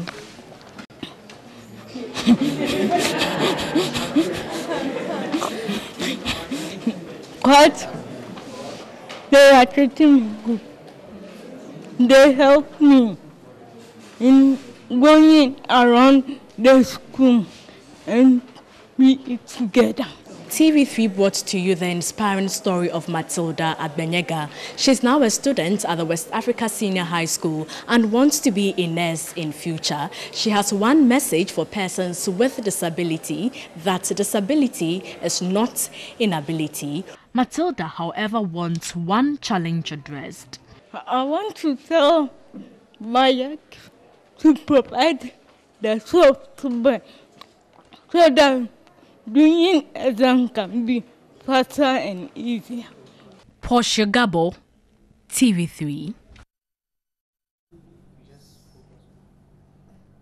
So joining me to discuss this very important issue, I have Matilda Abenyega. She's a student with cerebral palsy, of course. Then I also have Joseph Sapon. He's the resource teacher for GES. Then I have Stephen Frillish. He's a chief technical officer at Working IT Solution. I also have Jeremiah Bedu. He's with GES. And then finally, Eunice Rachel Abenyaji. She's with Star Ghana, and she's for the Gender Equality and Social Inclusion and Capacity Building Manager. That's a mouthful. But certainly this interview is supported by Star Ghana with funding from UKA, Danida and EU. Good morning, ladies and gentlemen. So let's delve into it. Now I'll start with Matilda because we saw you out there. Matilda, how has the journey been for you in school currently as SHS final year student? The journey has been a bit difficult. Matilda, let me just hold the microphone for you and then you can speak into it. The journey has been a bit difficult because in school, when we start class, you need to prepare, put a laptop on your desk and be able to, when the teacher comes in, he or she teaches, you should be able to get him or her how he or she teach. And when it is time for exercise or classwork, maybe the teachers will write, others dictate. So you need to, if they dictate, you don't get it, so you need to see by a friend to copy some of the questions. Right. But with the laptop, do you have any special challenges with it, or you're just okay as it is now? The laptop, I have a bit challenge with it. One, when you set it, when you on it, you need to take your time before it is set up, and before you really start it, maybe when the teacher is dictating, he or she might not wait for you to, for the laptop to be complete before he or she start to dictate. In some cases, the teachers may write on the board. So in that, the question is on the board, so you get to look on it and type. For that one, it's okay, but in a way of dictating, before the computers reboot, then the teachers have moved to the next question or something. So you need to sit by a friend to get the question before you can start. Very well. Let me come to you, Joseph, because you are the teacher with them, and so you understand some of these challenges on the ground. Can you tell me a few of it and how maybe you have braced to be able to move over these challenges? I think some of the challenges she said was right, because when it comes to dictating to the child, you see, some of them will go faster, but what about her? Typing, she takes time before typing one sentence. So sometimes when it comes to this way, she may be lacking behind. So what we do is sometimes if we like, when she was in JHS, we type some of the questions and give it to her. Okay. Then she retype it in a dish and then answer it, and then we print it for her to. So that obviously is faster and helps her. That's it. Okay. That one's better for her. But when she is in SS now, I think that's where the challenge comes in. And then one thing is her software, like mathematics, like she cannot write, use the laptop to work mathematical questions. So that way, she may be lacking. She can't do anything in mathematics. That is another challenge she's facing. Very well. Seriously. So, Stephen, let me try and correlate that, because she obviously has a challenge with math. I'm sure when it comes to diagrams and geometry, she can't do it. But you with IT, do you think there's a software that could help children with special needs? So definitely yes, there's software available right now, but we don't have software that would cover every single use case. So there's one in particular called ModMath, which is an iPad application. Basically, it gives you a graph sheet, a digital graph sheet, for you to be able to answer your questions and stuff like that. Basically, it's tailored for people who have writing disabilities, who don't really understand numbers or who are illegible. So yes, we do. You would have to look at her use case or her particular problem, which looking at the documentary, we noticed that when she was using the laptop, there were times when she was trying to move the mouse around and she was accidentally highlighting. So yes, even though she has a laptop, I've noticed that it's not well tailored for her situation. It needs to be looked at again, and the software that's installed on it unique to her. Things like her being required to listen to dictated notes and transcribe, it's just much more work for her to do. The focus should be on helping her communicate better, and helping her submit answers to questions that she's been asked better, rather than on dictating stuff from the teachers. Things like that should be digitized for her use. I also think the use of the laptop, even though it seems good, might actually be hampering her. She's mentioned it, but she might need something that's more portable. So that she can use that around as she goes, and something that helps her easily. You notice with her case, cerebral palsy, she has random movements of her hand. So you can't give her something and expect her to use something like a mouse. You need to give her something else, maybe use the arrow keys for moving her mouse around. For this, a specialized keyboard, or even an on-screen specialized keyboard like ModMath does, that would allow you to enter mathematical equations and symbols easily. So yes, there's software that can help her, but it's not a single software. It would have to be a mix and match of numerous different types of software to address each of her needs. Well, Mr. Jeremiah, let me also come to you. Does hearing this from at least an IT expert give you some hope that all is not lost? GES has more work to do, but certainly you can start from somewhere. Yes, we can. And I believe that this is what inclusion is all about. We need everybody on board to support the system. Now, for instance, if teachers are dictating notes to her, you see, the system is said that the system must adapt to the needs of the child, and not the child adapting to the system. No, that's where some of the teachers are getting it wrong. So for instance, you are coming to a class and you know that you have a child like this in the class. You need to prepare for her, so I should be at par with the rest of the children. These are some of the education that we need to drum home very well. And with the IT, I think that the IT experts will really help us a lot. So I'll be able to procure these things for these children, because they are diverse, and each have its own specific challenge with specific needs that must be met. But the question now again is, have you involved such IT people? Because I don't think this will be the first time we're hearing this. But every time we come back to stakeholders, the thing is we're in the implementation phase. It doesn't seem to be that you have this integrated talk about the inclusive education. Yes, we've involved some of them. And some of them have been able to support, especially the blind, with some softwares and some assistive devices. But when it comes to the case of cerebral palsy, I can't remember that we've actually involved them as we need to. Yes. Okay, you also mentioned something important about the teacher adapting to the needs of the students. But in our current system where the ratio, there's a huge mismatch, what then will GES do? Say maybe consider putting more teachers in a classroom that has a child with special needs?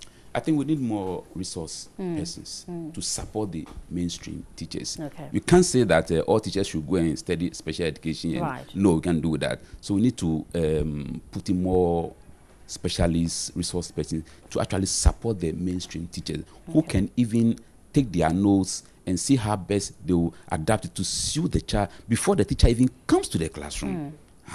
This is what we need to do. So let me come to you, Eunice. Star Ghana, you've heard all these challenges, you've heard all these problems. What do you think you can bring on board to help the children? Well, I think that in line with our strategic approach to the kind of work we do, we provide grants to civil society organizations. We provide grants to media organizations. And we also support specific state institutions that have some roles to play in terms of response to gender equality and social inclusion. So this partnership, even with TV3, that has brought to the fore the challenge of our sister, is one of those. And we have mentioned, I think, around that, the need to have this regular, you know, and broad conversation on how we can implement the inclusive education policy is even heightened, because around the table are parents who have such children. We also do have people within our communities that have those kind of challenges. We have people who have expertise in developing equipment, tools, assistive devices that these people can use. We have GES that has the mandate to deliver quality education services to all kinds of children inclusively. So what we are missing is all of us sitting together and discussing what can be done to implement this policy better, so that no one is left behind. So our support really is to get going on this kind of conversation. I remember very well that last year, during the celebration of International Disability Day, the subject for discussion was the inclusive education policy.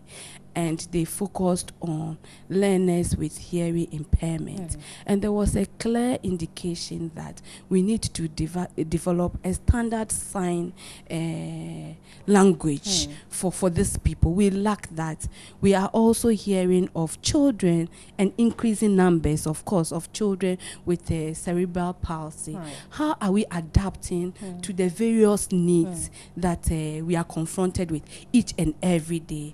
And everyone has a solution, you know, a part of the solution. And it is only when we get talking that we can all contribute to the development of these people.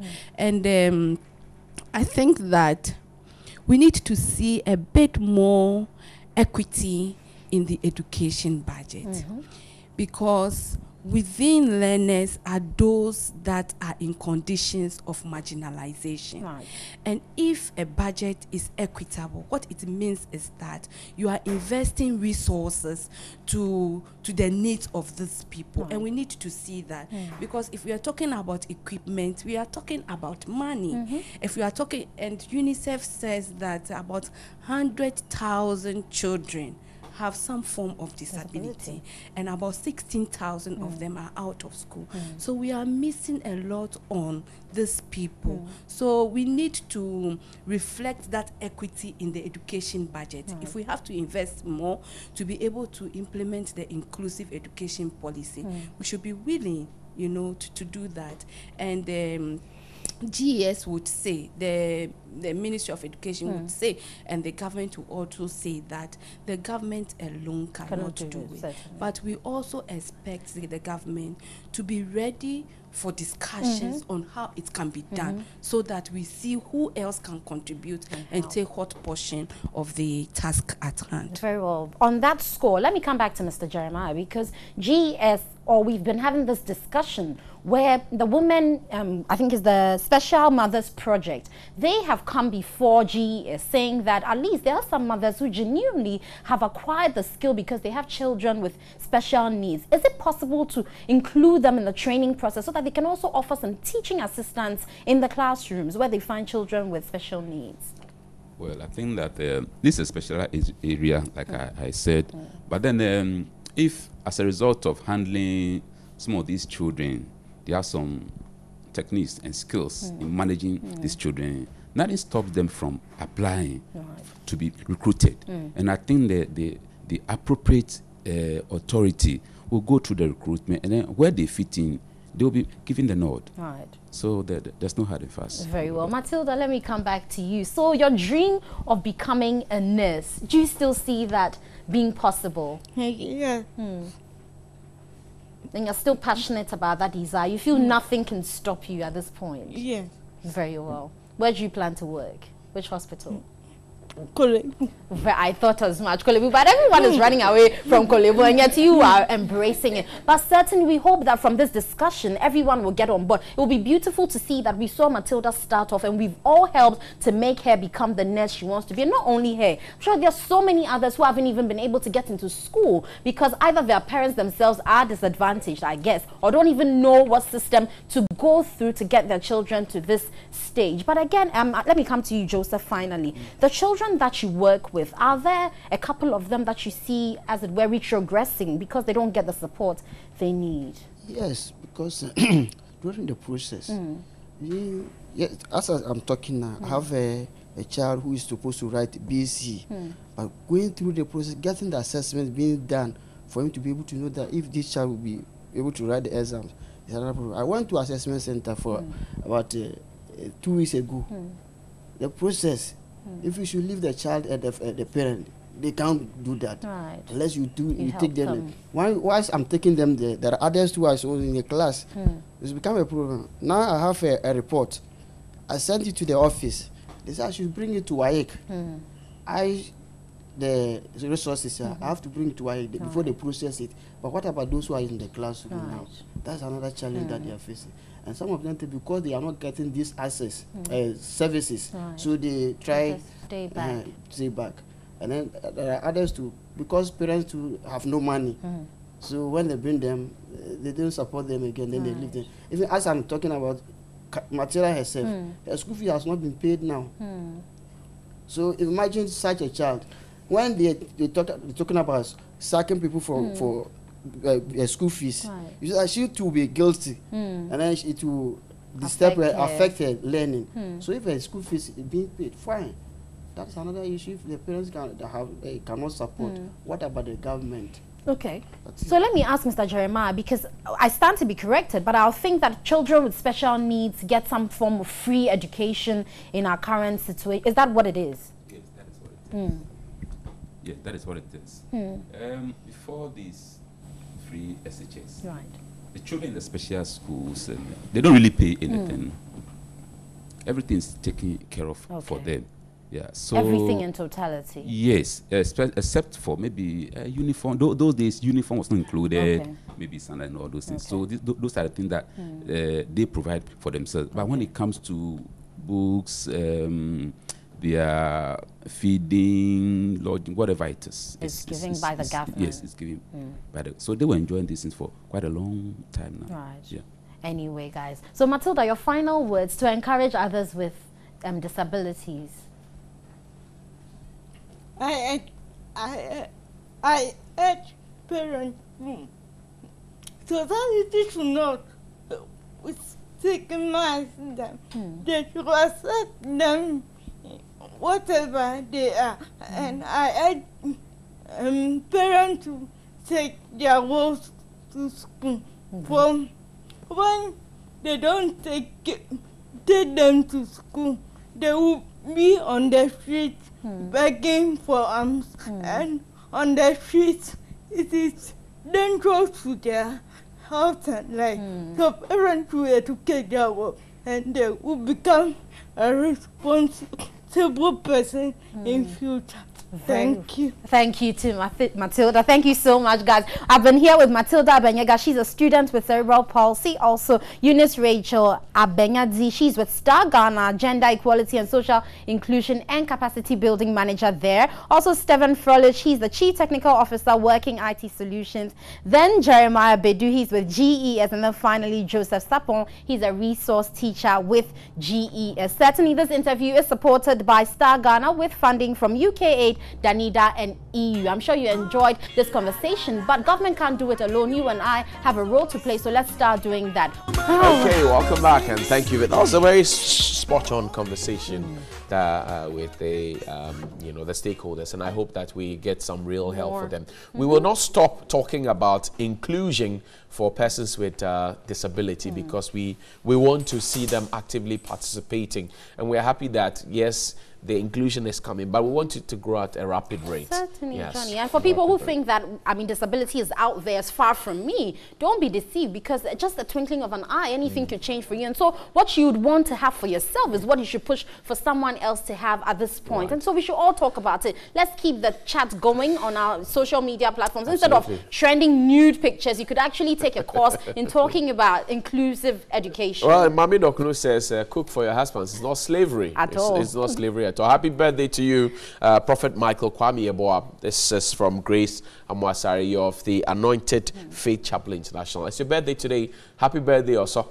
And happy belated birthday to my old roommate, my former roommate, Martha, Dr. Martha Ampedu, and her twin, Mary. Happy belated birthday, guys. But we love you and stay blessed. When you said your roommate, I thought you were going to, but it's okay. Don't worry. You thought I was going to it's fine. Don't same worry. meal. No, it's okay. It's okay. No, it's okay. Don't worry. Anyway, guys, we'll see you same time tomorrow. You join us here from 6 a.m. to 9 a.m. on your special breakfast show. We certainly give you a good time here. Stay out of trouble. That's all we can say for you. Stay safe. We'll see you tomorrow, Tuesday.